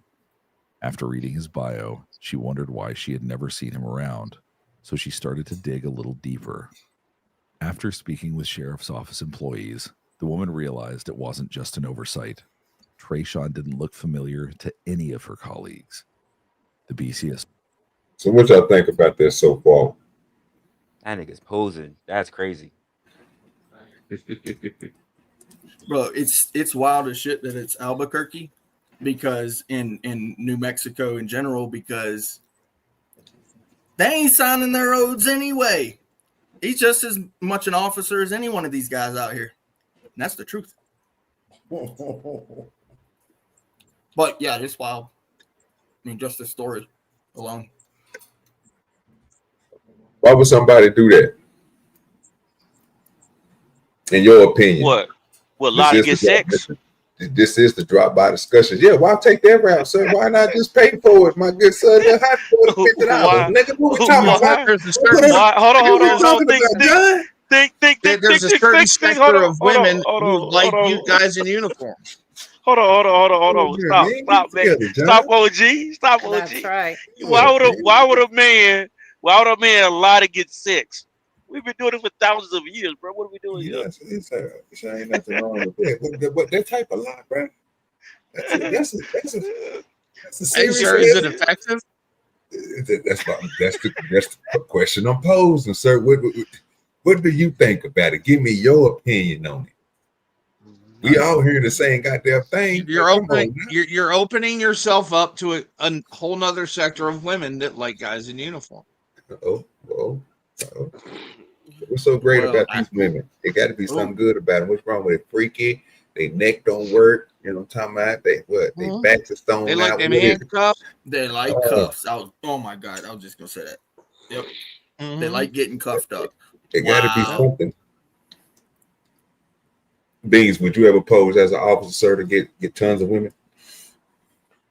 As much as I hate the police, I don't even like saying the word officer. So no. Officer Podcast, my good son. You know what I'm saying? Yeah, could you do it? I mean, that's why I said I can't. Like, I don't. I'm serious. Like, I can't even imagine, bro. Like, even seeing myself in a cop uniform. Ironically, I could pretend to be from the military, though. This nigga ain't shit. I would definitely do that, though. I would definitely put on some fatigues and shit and pretend to be from the military. Yeah. Anybody else? No, sir, I can't do it. That man is on his own. There's no way I'm doing that. Yeah. Oh no, I'm not doing it either. But I mean, it's no different than putting on any other outfit. How many guys dress up like cowboys? Ain't never rode a horse in their fucking life. Go to these country bars. So ain't none of y'all lying to get sex. Okay, gotcha. Oh, I would. I'm just not using this lie, sir. Yeah, that's what I'm saying, Dave. Yeah, but that's a lot of risk. That's a lot of risk. And he got caught. I will The walk into a police bar. officer. I will walk into a bar right now and say, "You can't handle the truth." But is he pretending to be an officer though? And Is he full committing the military crime ball. of pretending to be an officer? But we definitely gonna find out. Well, that's actually an interesting point, right? So there are people in that profession, not the police officer profession, the gigolo, who might dress up as an officer. And if it was Strippers do it, I'm sure male strippers do it all the time. Yeah, I was just gonna say. Now, if he was any kind of smart, he'd have just applied that. But it kind of sounds to me like that didn't happen in this story. Let's find out. So quickly put the pieces together. Trayshawn's Tinder profile was a fake. His real name is Rico Trayshawn Dukes. He did live in Albuquerque, New Mexico, and it was him in the photos. But a little fact-checking proved that Dukes wasn't employed by the BCSO. What? He shouldn't have a uniform, a badge, or access to a marked cruiser. So why did he appear to have all of the above in his Tinder profile? Officers wasted no time tracking down the cop impersonator. They drove to a restaurant called Monroe's near downtown Albuquerque, where they knew Dukes was supposed to meet one of his matches. Open the door from the outside.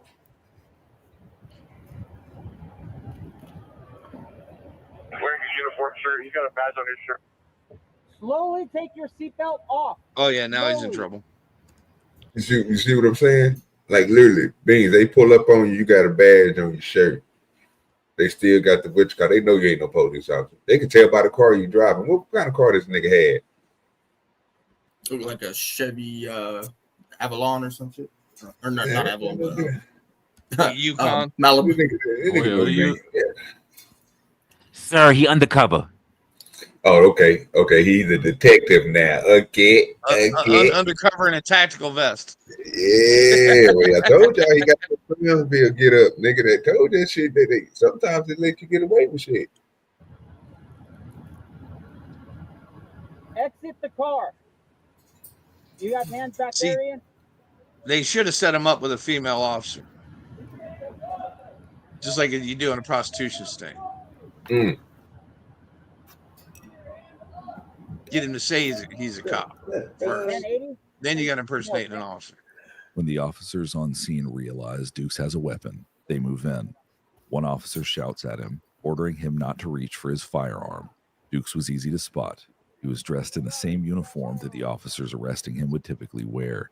He didn't pull up to the restaurant in a police cruiser, but he would soon be leaving in one. Hey, as soon as we can, let's dress down, keeping your camera on you like on your belt or something, and then we'll perform the 27 here, but not all. Everything up with this dude. Let's get him out of sight pretty quick. Yeah. We're just dressing down. We're trying to make a scene. We got him in a truck so we could form our 27 here. They want him second floor for interviews. Okay. And Allie's coming to steal it. Okay. Okay. Are you guys good here with the vehicle? Yes.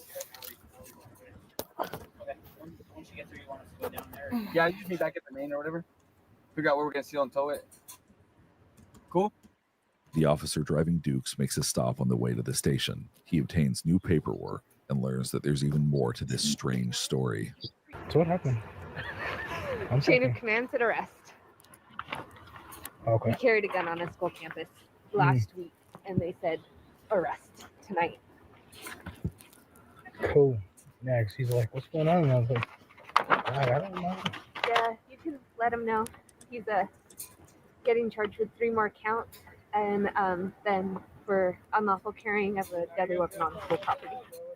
With the paperwork in hand, the officer relays that new information to Dukes. It looks like there was a warrant issued for you for unlawful carry of a firearm on a school.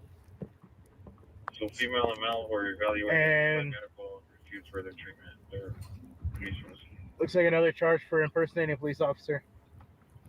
Dukes stays silent in the back seat of the patrol car for the next several minutes as the officer explains what will probably happen next. He explains that unlawful carrying of a firearm on school property is a 4th-degree felony.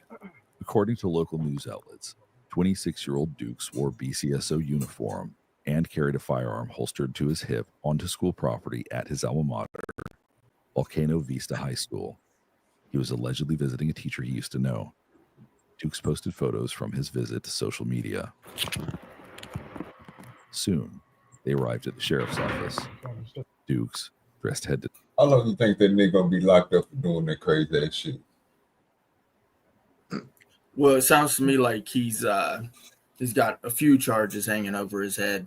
Yeah, he he'll got probably, some warrants to clear up.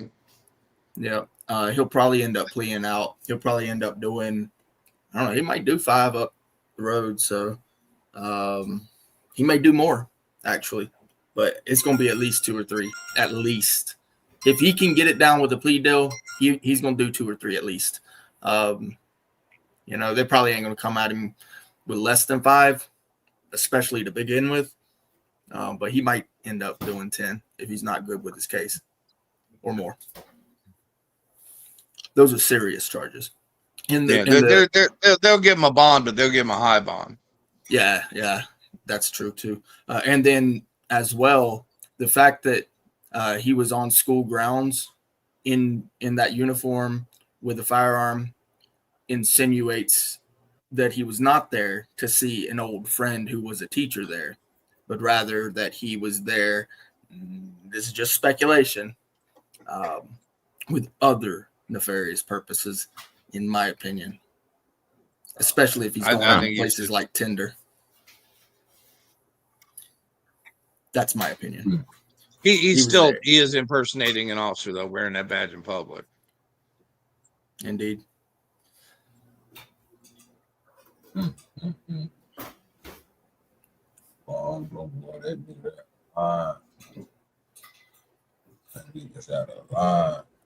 All right. See, we don't have to go on this little wait inside the room, and after this, we'll go to the next one before we get ready to get up out of here. But y'all know how we do it. Actual BCSO officers begin questioning him. So, can you tell me a little bit about what's going on today? I don't know. You don't know? Okay. Can you tell me why you're in a Bernalillo County Sheriff's Department uniform? You bought it from Kaufman's? Tell me about that. When did you buy it? Some months ago.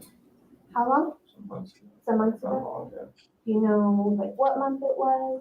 Okay. So it was a couple months ago. And why did you get the uniform? It's like promotional stuff. Promotional? Yeah. What do you mean promotional stuff? Just like he said, so Okay. video stuff. Okay. So to promote BCSO? Yeah. And do you work for the Sheriff's Department? And how do you promote BCSO? It's like videos and stuff. Videos and stuff? What kind of videos do you take? Just like the buildings, BCSO. I get like pictures with them and stuff. Okay. Have you taken a lot of videos and stuff? I'm just starting, so no. Oh, just starting? Have you taken any yet? So you haven't taken any of these videos yet. What made you want to start doing these videos? I love police in my family. Tell me about Just that. working family. I have 2 cousins. They're twins back home in South Carolina. They're both sheriffs. So it's always been an interest, I guess you could say. Okay. And what are your cousins' names? They're on my dad's side, not my mom's side, so I don't really know. I just Okay. Do you know what department they work for? Richland County. Do you have any other family in law enforcement? I noticed that. And with the wearing of the uniform, how did you get the idea to start doing these promotional videos you're talking Just about? Random idea. Yeah. And when you went into Kaufman's, did you have to show any identification that you worked for the sheriff's They department? asked me, but I told them I didn't have any. I was just getting some stuff for promotional videos for BCSO. Think them niggas don't believe that this nigga out here making promotional videos wearing a cop uniform. No, they already know he's lying. Yeah.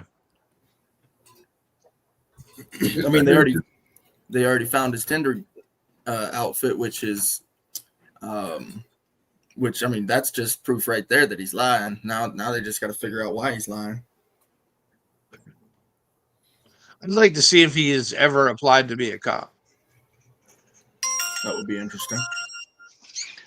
Why is he telling on himself without a lawyer? Is there a lawyer in there? Man, The answer to that is no. Don't talk to the police. I am the police. Which one? Beans? He might just be delusional enough to believe what he's saying too. Who said that they are the police? That ain't good. Oh, that was me. I was mimicking that dude in the police room, interview room. Yeah, let's say that ain't good No. at all. What this nigga doing? And they were okay just selling it to you without any identification? Okay. See, this that shit LA did for Kaufman's years. West is a uniform And they just store started on paying. Boulevard in Albuquerque. They sell a variety of uniforms and other unique tactical items. Though Dukes claims the store was okay with selling him the uniforms without identification, the store manager argues that would be pretty much impossible. In a phone interview with Law and Crime, she says that in order to purchase any security-related product, the customer must show a valid department ID. A simple driver's license or other photo ID wouldn't cut it.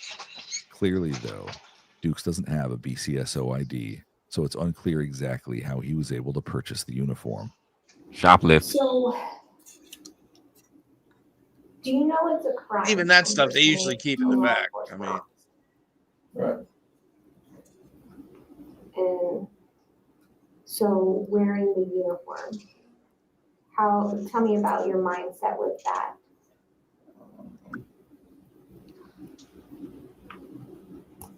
I didn't think too much about that, to be honest. Okay. That wasn't my plan. That was the answer. Yeah. Okay. And what about the gun on your hip and stuff? And That's my personal. that's your personal gun? Okay. Where did you buy that? I bought that from, I want to say ABQ Guns, of course. Do you know when you bought it?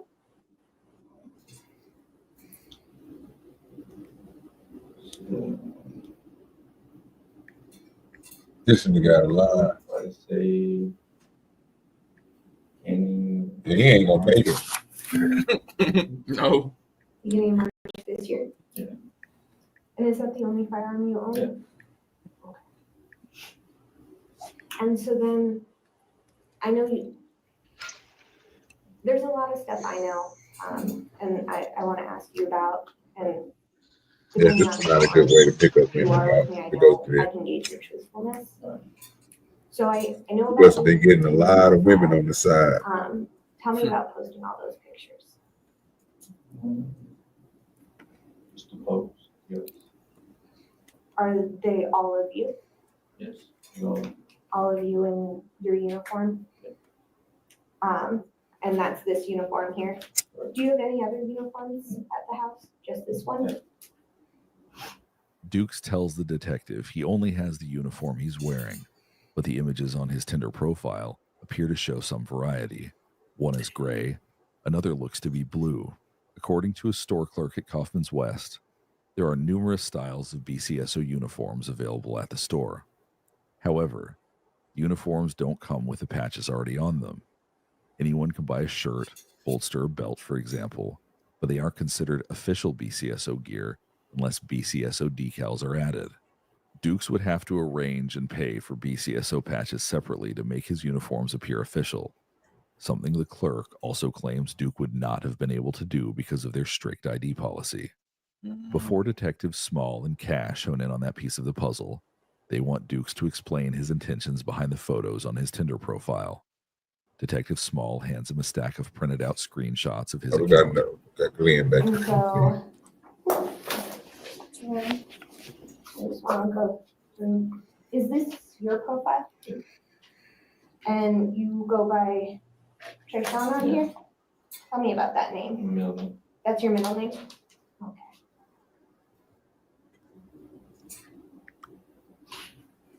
And so this is you, right? Okay. This picture here, whose unit is this? Good evening. One randomly I just saw. One you just randomly saw? Yeah. And then this one. Is this you? Yeah. Okay. And is this the same shirt and hat? Same shirt and hat. Okay. And is this the same gun that you were wearing today? Alright. And then this one, is this you as well? Yeah. And then this one, that's you as well? Okay. Next, the detective pulls out a copy of messages, presumably between Dukes and another Tinder user.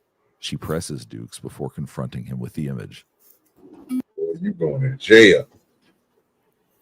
Yeah, he ain't gonna make it, dog.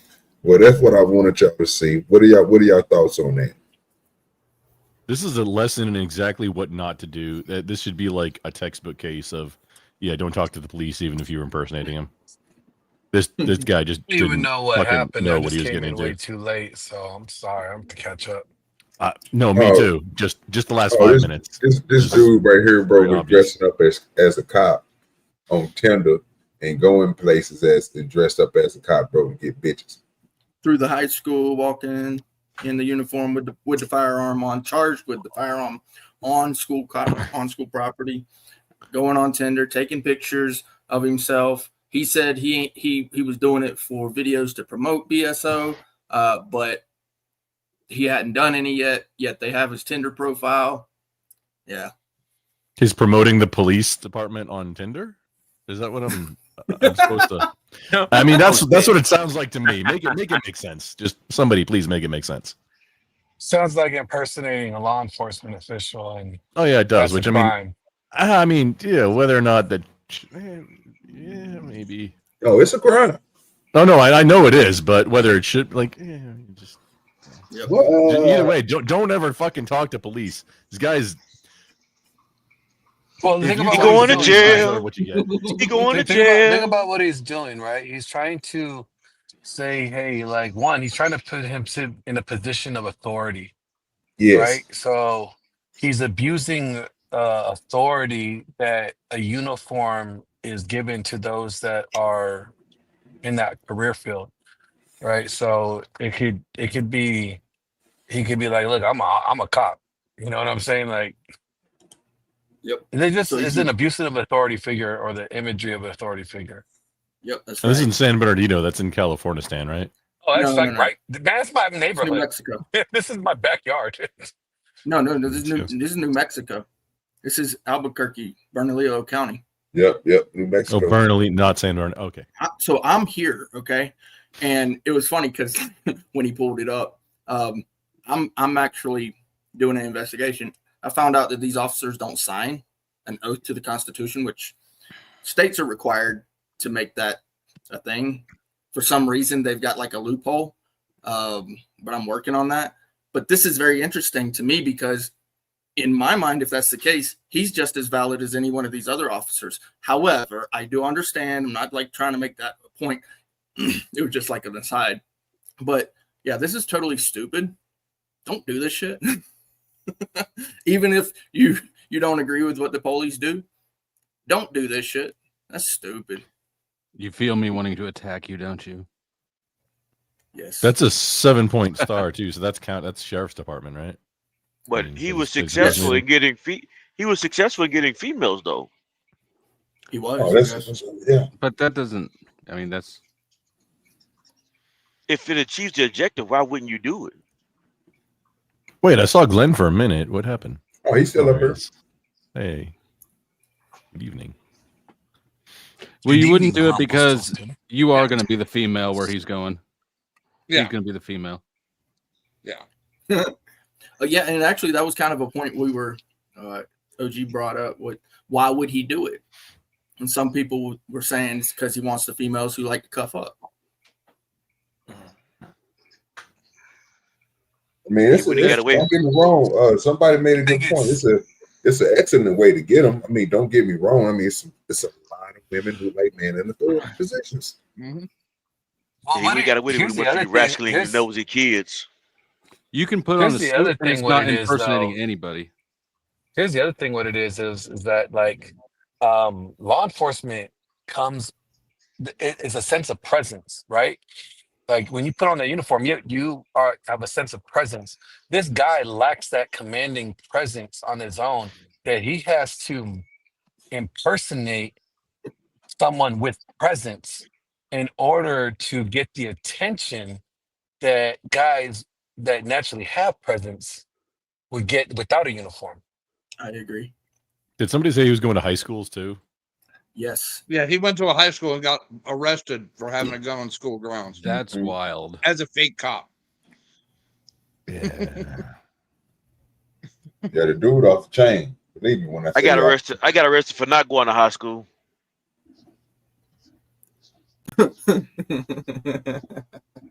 It's called truancy back in the day, John.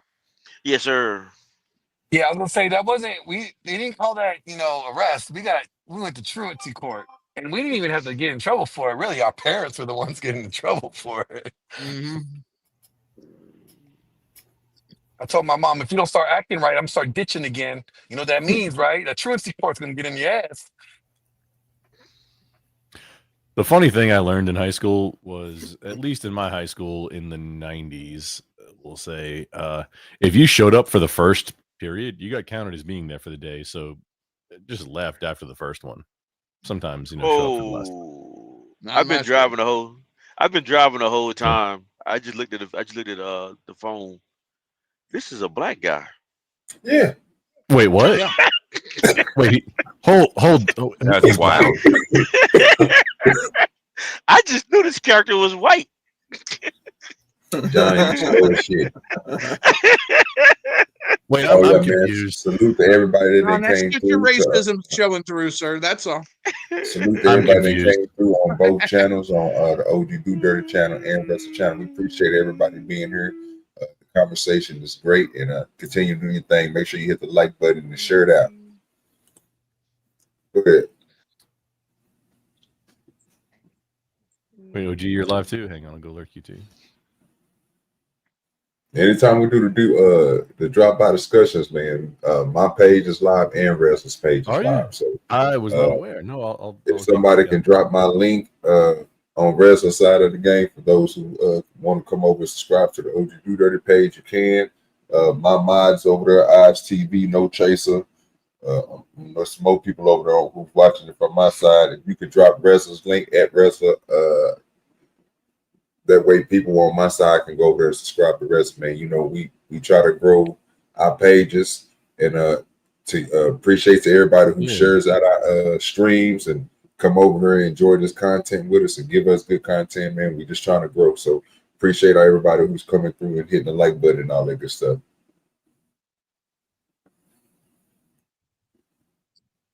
I didn't mean to cut y'all off. I'll continue. Oh, no way, they got you, Dirty. Yeah. Yeah. I'm gonna cross link. If the links show up, I'm cross linking both the streams to each other. All right. But yeah, man, I thought this was, when I first seen it, I knew it was more, like I said, I wanted y'all to hear the details. He went to the place, he was getting, like I said, I think one of those patches that he had on, they said was an official patch. Didn't they say that? That he had put on to, okay, yeah. So that off top is gonna get you locked up. And then the way that he did it, I don't even know how the fuck he did it. You know what I'm saying? And then having no training, no nothing into this, not even going to academy or anything. Like he just, the way that he did, I don't know where the fuck he got there, but they tell a little bit more when the detectives asked him about certain things that happened, because there was other things found when they went to go do their investigation. Yep. Yeah. So that that patch and certain items, he wouldn't have been able to purchase those at the place where it normally is purchased, that store. Forget which one it's called. But in order for him to purchase it, it requires IDing. And so the store owner said, there's no way, because I never ID'd this guy. I don't know who he is, basically. Of course he said that. It doesn't mean that's the case. I was actually considering that too. And how hard do you check an ID, right? Like it's not hard to make IDs. If you're gonna go to this length, then it's reasonable to assume that you would make a whole ass ID. Alex said he got him from his family members. It's obvious. You know what I'm saying? I mean, shit. There's a, we there's a snitched on whole his family already. collection. There's a whole collection. If he's like A whole in group New of people that collect Mexico, law enforcement memorabilia and patches. if he's That from is New true. Mexico, he probably got it from one of those like those military surplus stores, because they be selling that shit all the time in New Mexico. Like, Right. So basically, that's what it Everywhere. was. It was a surplus, but it was for law enforcement. Mm-hmm. And so that's where he said he got it from. But that doesn't necessarily mean he actually got it from there. So apparently the store owner said, no, I've never seen this guy. Now that doesn't mean the guy never seen him. There's backroom deals everywhere we go. But yeah. You can buy like patches just online. Mm-hmm. Like Normally, if I get caught doing you something, get those on Slamazon, man. Guaranteed. Well, normally if I get caught doing something I was supposed to do, I'm probably gonna lie that I probably did it. Yeah. Well, yeah, you can just take a picture of the patch that you find online and send it away and have it made too. Right. And so Yeah. when he got caught in this uniform without that patch. And he's saying to the people that he doesn't have any other uniform, yet he's got pictures of himself in these other uniforms and with this patch. Oh yeah. And so that's kind of like the question. And so I don't know if he actually was found or the patch was found. And then if they went to you know what they did, Brick. You know the first thing that they did, they told him, bro, the search warrant was automatically approved just by that alone. Just knowing that they seen pictures of him and that's not what he had on. Oh, they going there to that place. That's automatic. They gonna go find that. Wait, they were using his Tinder profile where he was promoting this sheriff's department for marketing purposes for free for some reason. They're using that as evidence, you say? No. And No, why would they What do had happened- that? What tipped him off? what What tipped him off was somebody who works with the sheriff's department every day saw this Tinder profile and said, "How come I don't recognize him?" And then brought it to work and started showing around, and nobody recognized him. Out of curiosity, was it a dude? No, it was a chick. It was a chick. Do we know that? That's part of It was the probably a chick. I was like, wait a minute, why hasn't he come at me yet? It's probably some girl that's spiteful, thought some dude was dodging her, and then I mean, isn't that a category on Tinder? I don't use Tinder or nothing. Is isn't that a this category? chick like 5'11", size 10 shoe? D voice 225. They just said it was a Yeah. female. That's all. We don't know what she looked like. I'm not saying nothing about it. Just a question, inquiring minds and such. I mean, there are females that start with T. I mean, what are we doing here? Not female, sir. There are no chicks with dicks. They're just dudes with boobs. Oh, Lord Jesus. Well, and then too, I mean, here's the thing, so they Gonna caught summon this a guy, Furby up here. but we don't know how early they caught him, right? So if he was going Melvin on to can the come high up here anytime if he wants.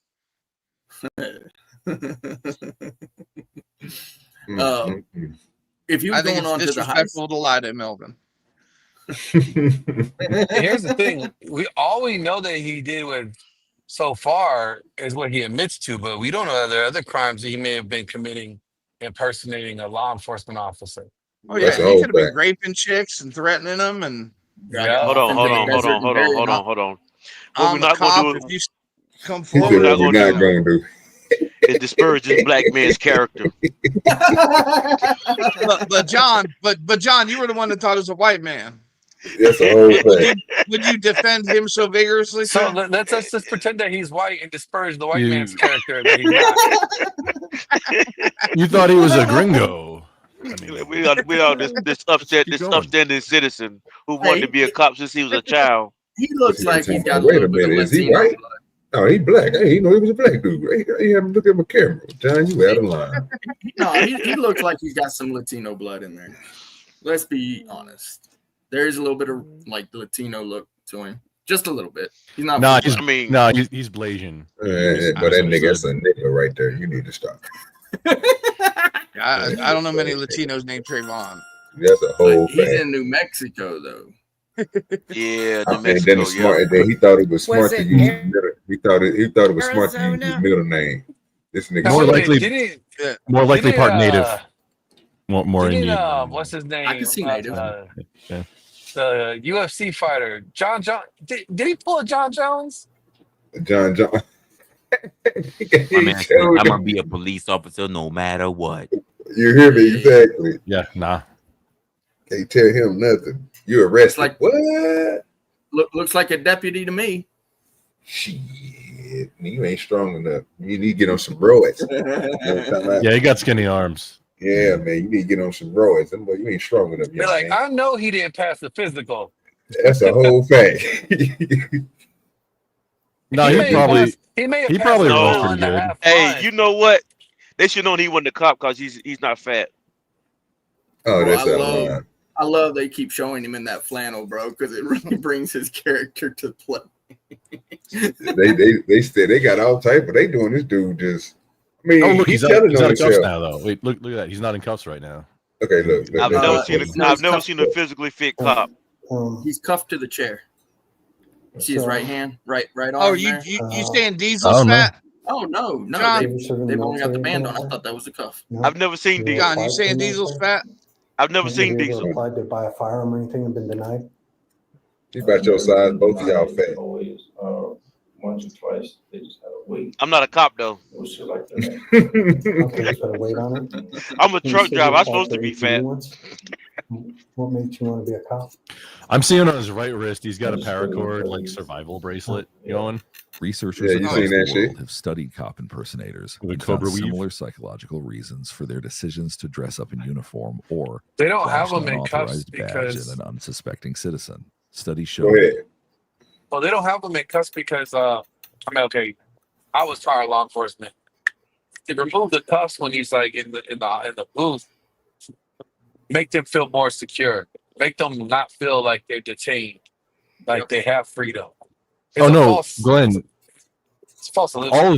All the video that I've seen so far, he was cuffed. Like his arms were behind his back. He was cuffed. Like Yeah, but right at some there. point when they want him to comply more, Right right? when he starts talking.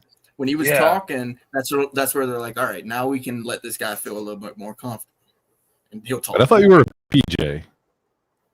What? Yeah, I was. But then when I got out, I did law enforcement, and then I was corrections. I did corrections for the state of Washington for 10 years. Oh, this guy.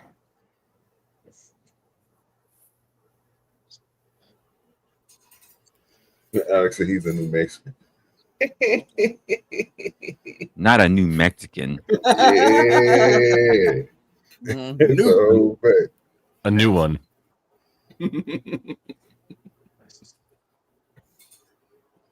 Yeah, this dude here off the chain. He operate English way too good to be a New Mexican. Yeah, boy. That earring don't look like a Mexican neither. Okay.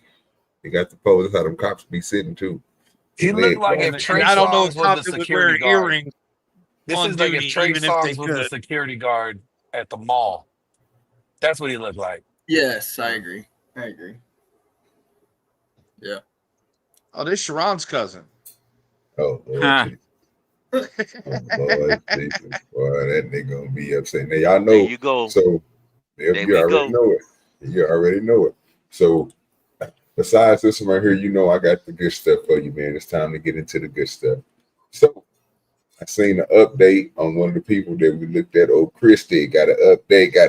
Now, if you've been watching the Drop By discussions, we watched Christy Brown about, I think, episode 11 or 12. It was somewhere in there. We're on episode 41 right now.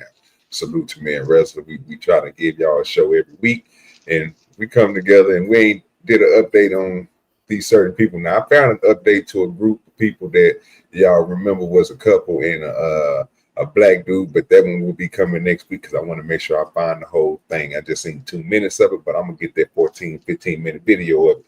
But this one I got a 18-minute video of. So we're gonna get into it. Like I said, it's a Christie update. Reza ain't even seen it. Surprise to him too. So no, I have not.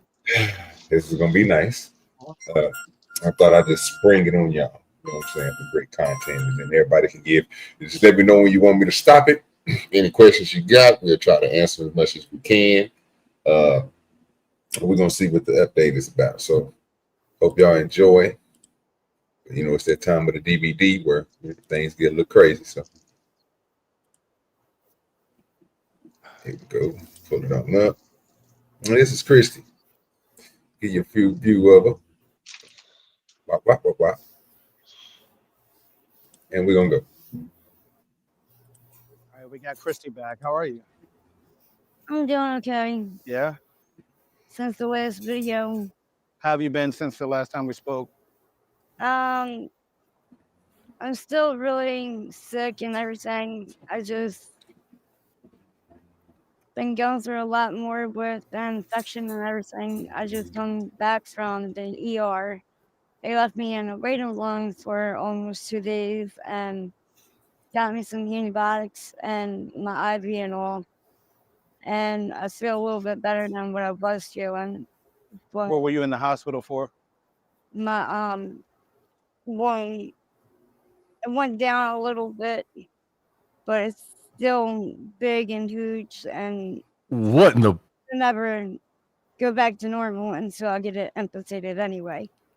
But this time it got really serious because, which I know I'm on natural video and out here on the world telling Michelle, but this time it was so serious to where I had maggots coming out of my open. You had maggots coming out? Yeah. How old is she? And then what in the fuck is going on? I thought she got her wing clipped, but And this is my key to take off. Y'all have a good night. I'm confused. Chicken. Yeah, I can't sleep without. I had nightmares about this stuff. That is crazy. I'm surprised he still has it. Elephantitis of the hand. Yeah, I'm surprised the hand is still there. I thought it would have been fell off by now. I mean, shit, it motherfucker got maggots coming out of it, fam. That means you ain't washing it, you ain't cleansing it, you ain't putting nothing inside of it. You letting flies sit on top of it. Maggots don't get on stuff unless flies lay eggs on it. And maggots only eat dead stuff. A lot of people don't know that. Maggots are a treatment for necrotic wounds and shit, but yeah, it used to be a thing. Yeah, they used to. Why? You know what I'm Why? saying? When she was in the hospital, why didn't you cut that off when she was in the hospital? Maybe she didn't have insurance, and she still wanted it apparently. And if they're not going to do it for a reason, I don't care what you want if you're homeless. Wait, she don't want to be homeless, but apparently she don't want to be handless either. You hear me? They still want their hand. Nigga, what you talking about?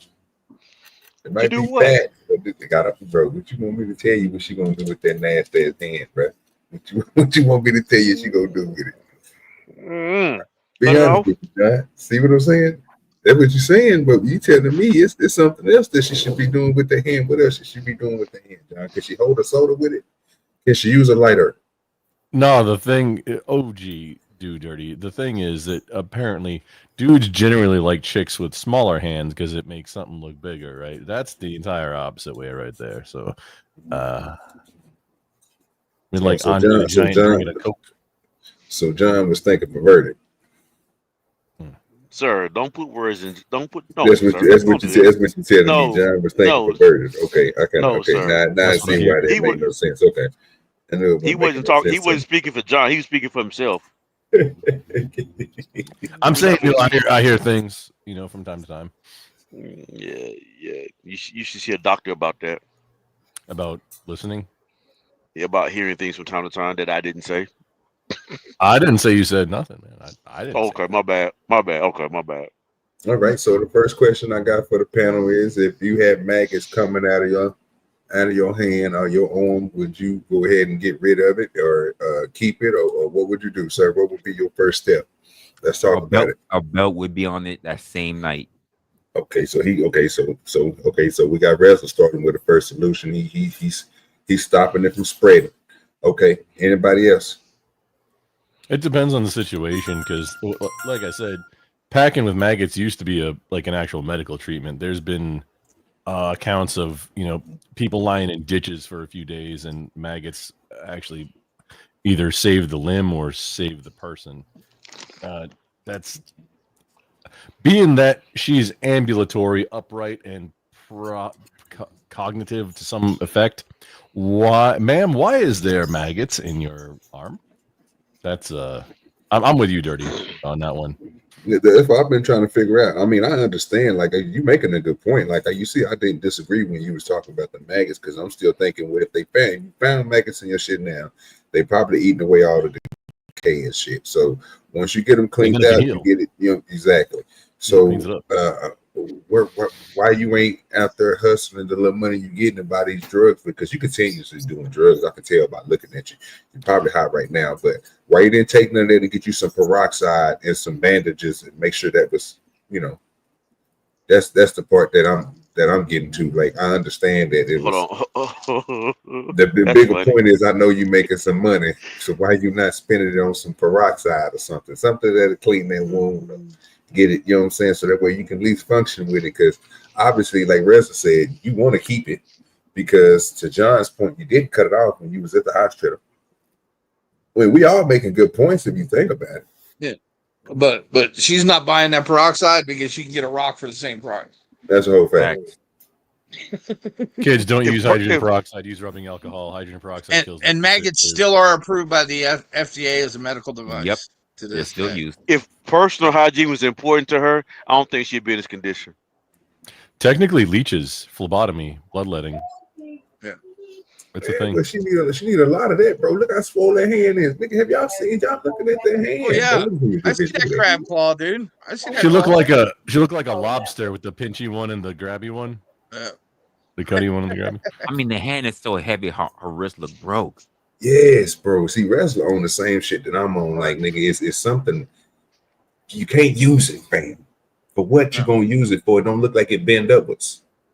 Do we know how old she is? Go ahead. Go ahead. She is not as old as she looks.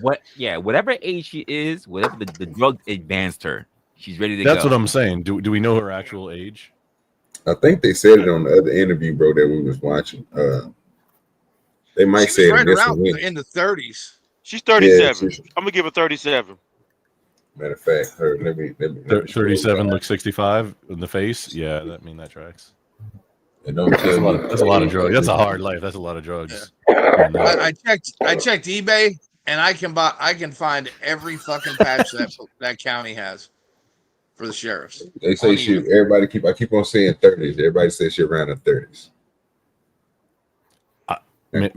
I'd go younger. Let's say like maybe late 20s. Like maybe damn, Lindsay gave it. Look, Lindsay said, nigga, she said at first she said she's 22, and she said she's 22, but she's going to say she's 28. Good beat. At 28. How rough y'all feel if she's 16?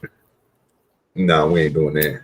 They ain't got little kids on there. The one I'll be watching now. If you go to the B side of the other dude, he might have a little kid on there, but they not gonna put children on her because they most likely they talking about drugs and everything else. But I think she in her 30s. I would expect her to be no 40 or 50, nothing like that. Hey, butterfly. So with the Fly Jones.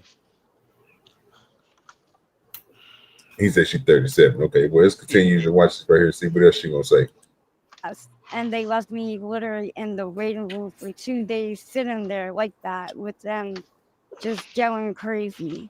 That's a lie. So whatever they did actually did help and work. But I feel like they could have kept me No, you better not longer and unwrap did a it. little bit I know that more much.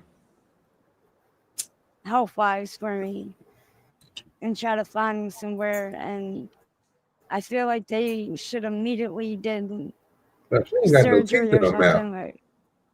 And instead of making me sir. have to call and That's what made me say refill 37. new That's what I made me just say noticed that 37. last she ain't got no teeth in her mouth. There's a fly on it right now. Look at that. Did they mention That's why I anything said about surgery 37, while you were OG. there? No, they didn't. Yeah. No. Nope. And it's probably What a bot hospital did you fly, go to? and it's probably gonna lay more University. maggots. I Of try to Maryland? stick, yeah, I try to stick with one hospital because of everything that's going on and everything. I done been to every ER there's possible besides John Hopkins. So I'm willing to give John Hopkins a shot. Excuse me, ma'am. You appear to be How speaking did in they get cursive. the maggots out of your wound? They cleaned it and What? soaked it with like alcohol, Washed them out. and stuff. She's and speaking in cursive, dude. She junk put like these like No. medicine sounding. white things on there and kept it like banished and all. No, that's what And people from Philly and give me Baltimore sound like. antibiotics. Mm-hmm. I would imagine it's hard to keep that clean out here. Yes. Hell yeah, it is. How often are you able to even change the bandage? With that one arm. They want me to change it once every 2 to 3 days, which is not possible for That's to a go lie. on They that want you to change long. that every day. Because I'm literally to the point where it literally has to be changed 2-3 times a day. Yes. Or sometimes more. It depends on what's going on. Yeah, if it's on the leaking or update whatever on the else. infection It's an open wound. and how bad it's draining and Yes. all that stuff. Do you have those kind of supplies? Do you have wraps and wipes and stuff like that? Yes, I do. I No. get help from No, some you ain't even places got a like the fanny Healthcare pack with for you the to drop Homeless everything in. Stop lying. and Just to pause. Please pause the video, city please. bus No, thing no is problem, I guess, sir. Okay. Go ahead. Look. Okay. So in that hoodie, in the front hand warmer portion of that hoodie, is that a pack of Marlboro Reds? Yeah. Yeah. Look like a pack of cigarette. Okay, please continue. That's all. No, good point. Good eye. That's a very good eye. Yeah, she got money. She got money for her vices, sir. What police force do you work for? Resla said it already. Oh, did There's no saving her. Nigga ain't doing it. She gonna pick that. She gonna choose that other stuff before she choose that rap. Mm-hmm. Yeah, that was good detective work right there. Mm-hmm. And she walk into any ER in the city and get that changed for free. I mean, I was a Marine. I can't do Leo stuff. Nah. And Crayons. depending I chose on green, not blue. Great ball bearing. Yeah. Won't they take care of that too? I mean, won't they just spray dip it and clean it and wrap it back up at a care center too? Oh yeah. Yeah. If I was thinking if I was thinking like it's a lot of them. I mean, she can hit each one of them and get it done. So this is no excuse. So this is in Philly. I mean, isn't there free clinics and? Bro, that's what I'm saying. Oh yeah, this is Baltimore, but yeah, it's Baltimore. Yeah, there's she can go places to do it. I mean, to get it done. That's for damn sure. I think they're going to buy. She's got to take time out of her busy day of hunting down drugs. I mean, that's a big ask. So yeah, you Baltimore got to is real hard. Yeah, that's the whole thing. Did you say big what? Other than that, hand? Ask. That's a big ask. Yeah, now she ain't got a big ass. She got to take time out of her day from her busy schedule. This nigga said the Health Depot. Yeah, well, Depot department. You got to take that bitch everything. She get that whole cut off. Tell me no. The only way that they can give me any supplies if they call 911 and call. Well, the man saw this question, and Mama up here, Mama know more about this. The blood that's circulating through there, ain't that still bad for her to keep that on? Keep that that limb on her like that, full of that infection. Won't it be better to cut that down to where it like I guess want to say her elbow to stop all of that from circulating back up, because I know it's circulating all the way up to it's going down there and going through them fingers. And can it still get, because if she's not cleaning it? So I mean, I'm still thinking it's steady. More than the damn elbow. Go higher. Oh, so we're going to shoulder.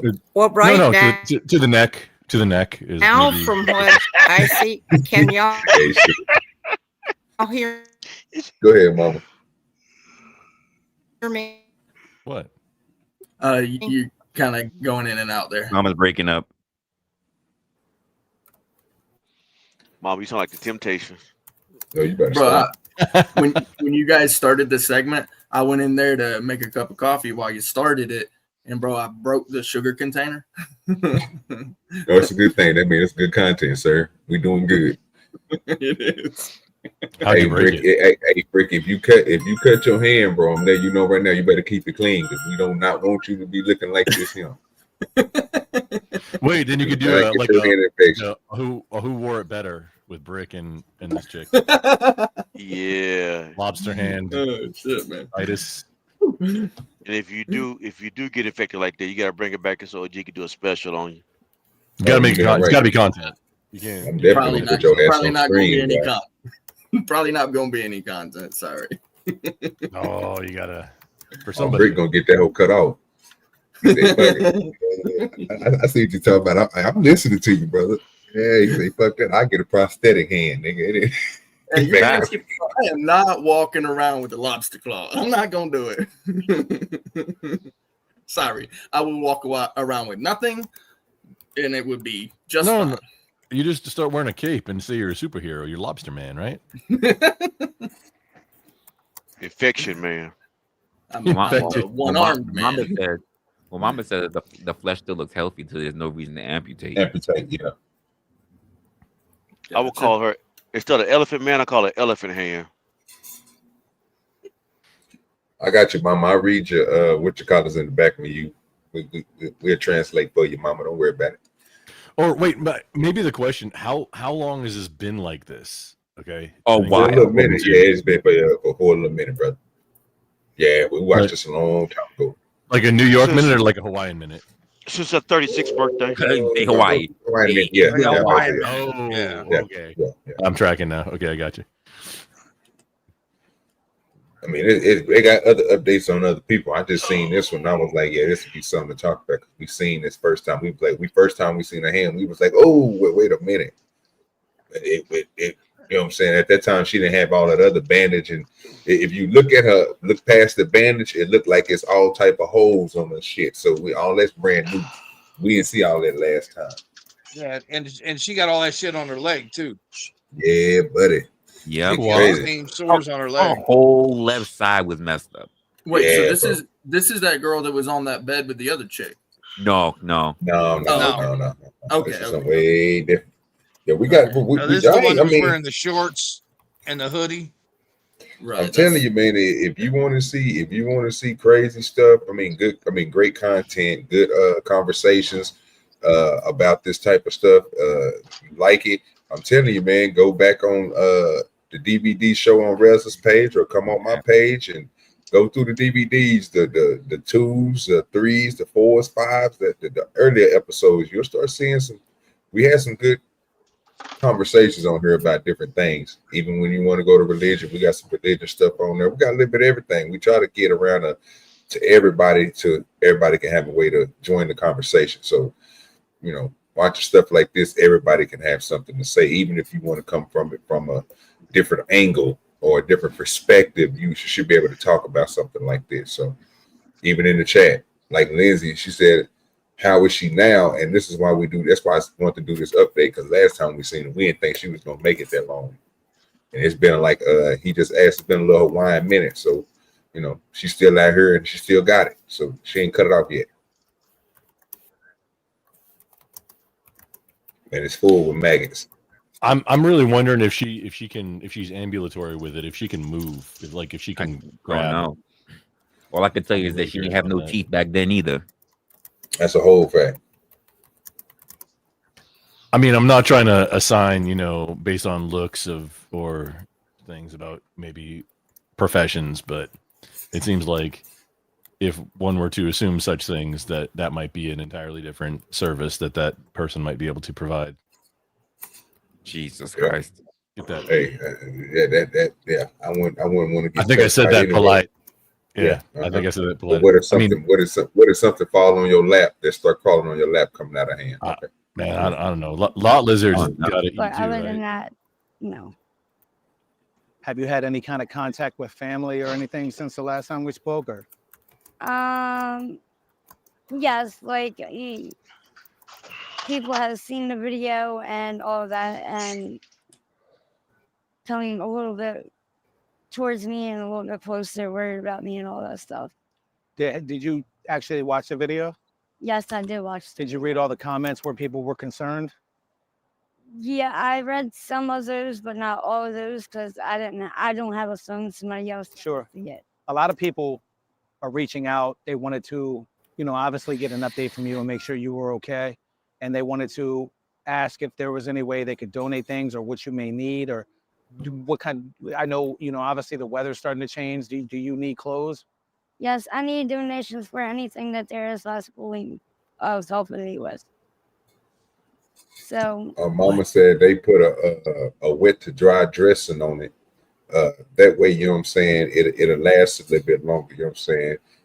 But to the point where she was saying that that she's up to changing it up to 3 times a day, it's bad because you know what I'm saying, the infection in the flesh, with that goo and shit coming out, it's going to continuously come, like basically what she was saying. That's basically what Mama was talking about in the back chat. Y'all just let y'all know. And then she said if they rip out the bandages, they're gonna be pulling dead flesh, which makes sense because I mean shit, that's why them goddamn maggots is on that shit. They eating that shit the fuck up. So my thing would be, with typically with health problems, working whatever, especially like with a physical thing like this, working that part, from what I understand, is typically a good solution. It's something that's beneficial. I'm just kind of curious as to how much she would be able to actually physically do with the arm at this point, and if it would really be something that she could maybe even gain strength with, bring back, that sort of thing. I mean, it's bad, right? I would like Mama's take on that. And I know she's in the back chat doing that, so appreciate that. Just moving it is beneficial. Gotcha. Yeah. And I agree. Yeah, just anything that she can possibly do physically, I would imagine would be helpful. To see the weight of that motherfucker though, bro. I was with I think Reza said it and Gimp said it. It's that wrist probably fucked up. Like if it ain't broke or something had to happen to where it's swole up, right? But leaving it at that position, not moving it for so that long, and then having that much weight leaning down on it like that, won't that it's going to be eventually she's not moving it, so eventually it's going to be able to not to work until she'll be able to get that drained, and then all that flesh will have to be cut. I mean, because you're going to have excess skin. That's not a regular size hand. That's a 4 times a hand or 5 times what a hand's supposed to be. That much skin stretched out like that, the bone density don't grow. You're not saying that her bones are going to grow the same size as the hand. No, her bones are still going to stay the same size. Everything else around there is fluid and nothing but probably stanky goo. You know what I'm saying? So I'm wondering though, like maybe she's got some other muscle thing going on. Because I imagine if it was just fluid, she might have had it drained already. Yeah. So being the fact that it's still sitting there, I'm thinking it's more than just fluid. Yeah, but that fluid's kind of carrying the inflammation, the infection away though. So you don't always want to drain it immediately. Wait, carrying it to where? To the wound? Yeah, it's the body fighting whatever the excretion. infection. Yeah, excretion period. I got a hand like that'll actually leak through the skin. Right. Yeah. I got another observation, and I want any because I only did a couple levels while I was active duty. I'm not a medical professional or nothing, but so she's not wearing a sling, right? No. but her arm is at 90 degrees. Yes. So that means either she's holding it there or her Or it's stuck. tendons up higher is Right. stuck. Like yeah, maybe some damage to her tendons up higher. That means something is spreading up Right. higher. The nerves the themselves bicep. could be the nerves themselves could be forcing the tendons to retract as well. That's enough pressure on it on her on based on everything in her hand. Enough pressure on it would stop the motherfuckers from working or stop them. Would make them spaz first to the point to where they'll lock up. You know what I'm saying? To where and that's what I'm saying. Her trying to maneuver her wrist up and down. Think about it. It's probably going to be way more difficult. She probably have to get all of that drained up out of her just for her to even try to get that motion back. Because all of that muscle that you see that's wrapped up right there, that if you try to move your hand, it's going to come from that pulling up and down. I don't even think she got that motion no more to even do it. Yep. Yeah, it kind of the way it looks too. It reminds me of like a broken arm, right? And so, yeah, it like with physical therapy, typically you don't just go straight at lifting, giant dumbbells all at once. It's all like a progressive thing. You start small and like really small if it's this bad, I would imagine. The broken arm would be in a sling to look like that. I mean, I'm just talking about the angle. Well, just the way it's like curved. You see the curve it's like curved down the way like a broken arm is set. I'm not sure if it is curved because see part of the hoodie is like sitting on top of it. That might just be a bulge out the bottom from. That is true. Yeah, see, padding. because it could be the side of the arm. Yeah, it looks kind of like an illusion. It could be a splint too. I mean, that's true. You never know. Because when you see the actual fluid coming out of it, like have you ever watched that Dr. Pimple Popper? The white goo is actually the remnants of the white blood cells that are fighting the infection. Right. Yeah. Pus. Yeah. Let me do this. Appreciate you. We got a $5 challenge happening from the CashApp set up. Y'all support the stream. Support the stream. If you don't have CashApp, hit the super chat $5 challenge. Support the stream. And if you haven't yet, go ahead and slap that like button. That's like a it fact. Some money. That's a fact, man. We trying to make this thing grow, man. This thing ain't easy for me and Resla to do, man. Y'all don't understand. We put a lot of good work into this, especially the D.B.D. and especially our single shows. If you like watching a Resla, man, he always give y'all good show. We just want y'all to come through and support. You know what I'm saying? We appreciate the likes. We appreciate the shares. We appreciate growing the channel with us, getting us more subscribers and everything. But hey, man, this stuff here got to be, be compensated a little bit too. You know what I'm saying? Show us that you want us to keep on doing a great job. Throw a little something at us. Yeah, but this right here is something to behold, man. When I hear these stories with these people out here on these streets and the things that they go through, bro, it's crazy. And she's to the point right now. I think she need to go and get that hand gone. I mean, she ain't gonna stop the drug use. That's automatically. She's gonna stay in the streets. So, but she definitely need to watch her health more than anything, because that right there is. I'm thinking of the blood circulating back through that thing. That's just, it's tainted every time. Every time. But what's your opinion on it before I hit play? Yeah, health is important. Eat healthy, enjoy life, but people forget about the healthy part. Yeah, I think for some of these people, like the idea of being healthy is just being alive, but it's not enough. You have to do more for yourself. I mean, honestly, if they cared as much as they help as they should have, they would have checked themselves into rehab.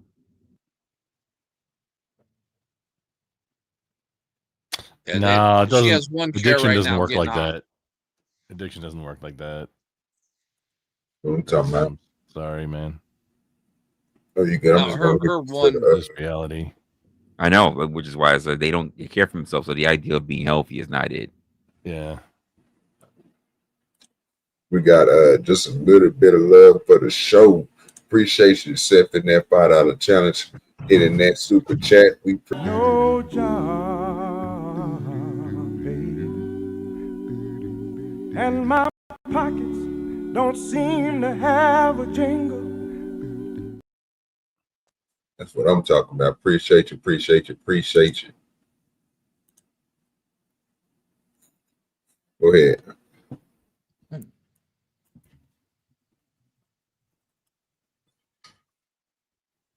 Oh, I thought somebody was gonna. I thought somebody was speaking for. Yes, I don't have clothes. I don't have food. I don't have a shelter, really. I'm homeless, and anything will help. What do you need the most? A good arm.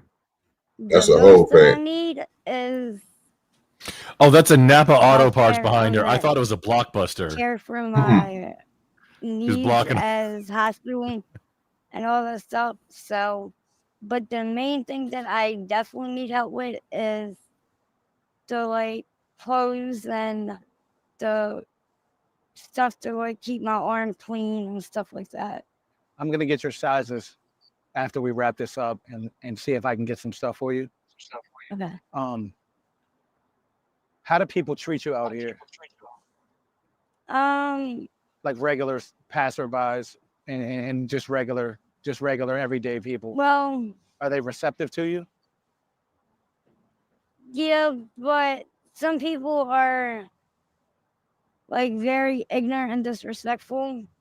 And a lot of people I don't associate with nobody. I don't really hang with anybody or nothing because of my health issue and all that stuff. But there's all day, every day people who talk shit. Sorry about the language. You're fine. But they talk and be like, oh, that's so nasty. Like, you must have sent her arm this time and third. Like, people, like, just look at me different and treat me differently and don't want to be around me, it feels like, because of my health situation. But little do they know they're all going through the same thing besides mine. It's just torso. What? I really want to help you. Are you open to any kind of like treatment if I can help get you in somewhere, or are you just not ready? I need to do anything. Yeah.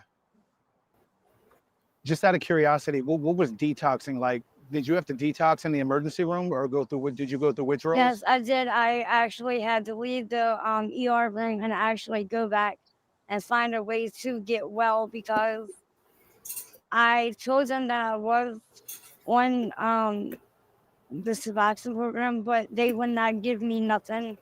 Knowing that I was already seen and was waiting for a bed, they wouldn't give me nothing to eat, nothing to drink, or anything. They wouldn't even give me motion or Tylenol. I had to fight with them to start the antibiotics because of the stuff that was going on with the things that Suboxone was is used to in my arm and all that detox stuff. from heroin usually, and things like heroin. That's what she's talking about. They were giving her Suboxone, and it's not good for you at all, but it's less bad than heroin, especially like street heroin. Yeah.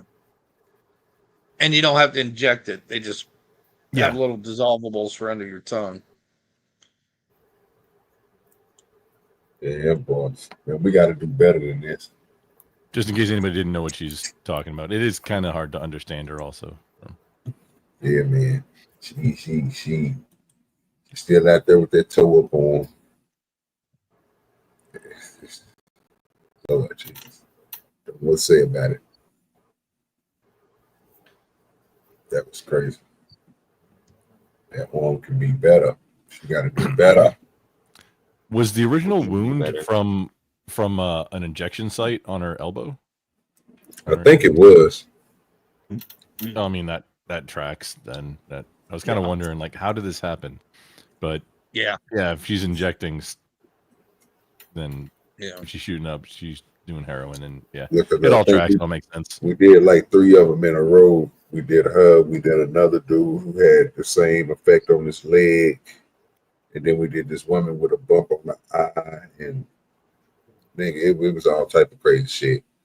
I mean, we used to run through the motherfuckers, bro, and just, you know what I'm saying, check out different ones, listen to different stories, you know, different outlooks on different things, different perspectives, different thoughts. And then you had the people out there living in tents and shit, having whole threesomes and shit.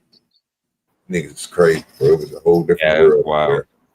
Yeah, It's bro. just interesting, like, you know, because we play these, and the most common thing we know is, like, you know, they end up homeless or they end up on drugs, but it's always interesting to see what their lives like before they ran into the situation. And it's like they're normal people like anyone. And this is why we definitely fall on the whole thing and saying you are just one bad decision away. You never know. So, and there are people who have been up there who opted into doing drugs, and other people said they got into situations and it was put on them, and then they've been an addict ever since. Like, shit, it's crazy. People who get prescribed painkillers and then get addicted to it. That's the crazy. Like, how'd we get to this place?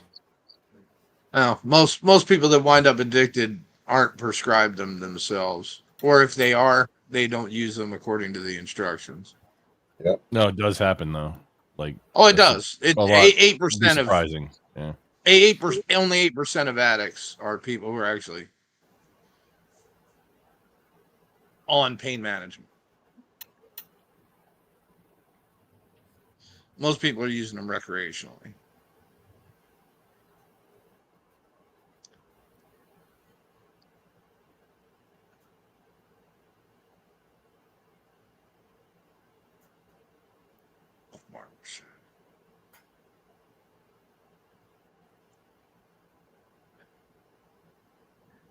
All right.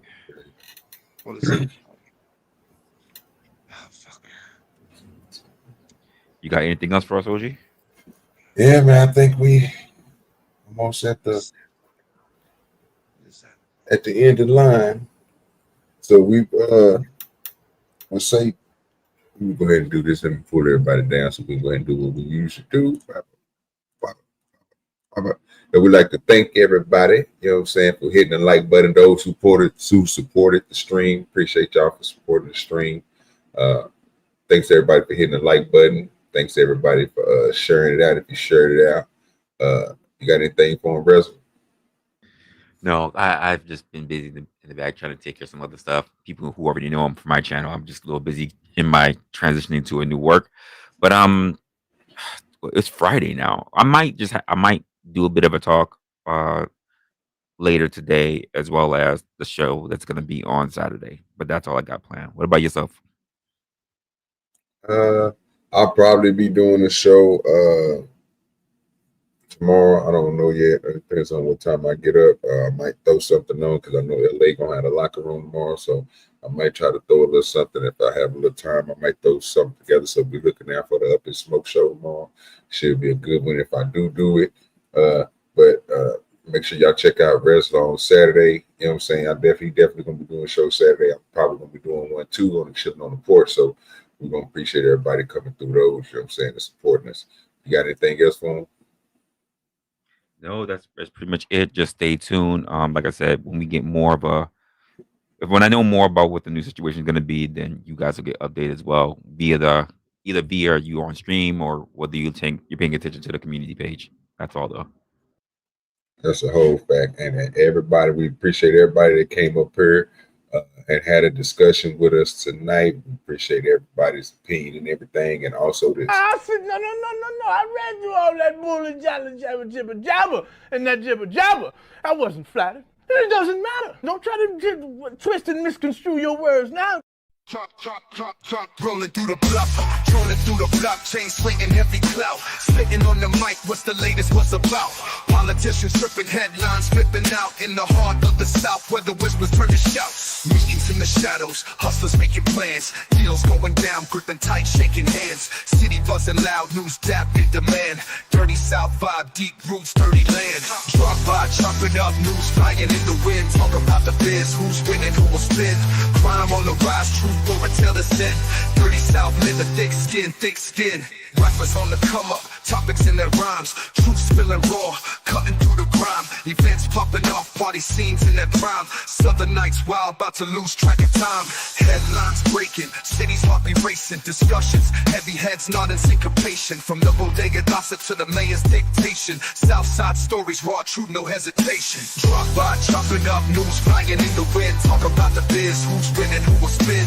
Crime on the rise, truth over tell the sin. Dirty South living, thick skin, thick skin. Drop by, chopping up, news flying in the wind. Talk about the biz, who's winning, who will spin. Crime on the rise, truth over tell the sin. Dirty South living, thick skin, thick skin. Drop by, chopping up, news flying in the wind. Talk about the biz, who's winning, who will spin. Crime on the rise, truth over tell the sin. Dirty South living, thick skin, thick skin. Dirty South living, thick skin, thick skin. Dirty South living, thick skin, thick skin. Rappers on the come up, topics in their rhymes. Truth spilling raw, cutting through the grime. Events popping off, party scenes in their prime. Southern nights wild, about to lose track of time. Headlines breaking, cities heart be racing. Discussions, heavy heads nodding syncopation. From the bodega gossip to the mayor's dictation. Southside stories, raw truth, no hesitation. Drop by, jumping up, news flying in the wind. Talk about the biz, who's winning, who will spin. Crime on the rise, truth over tell the sin. Dirty South living, thick skin, thick skin. Drop by, chopping up, news flying in the wind. Talk about the biz, who's winning, who will spin. Crime on the rise, truth over tell the sin.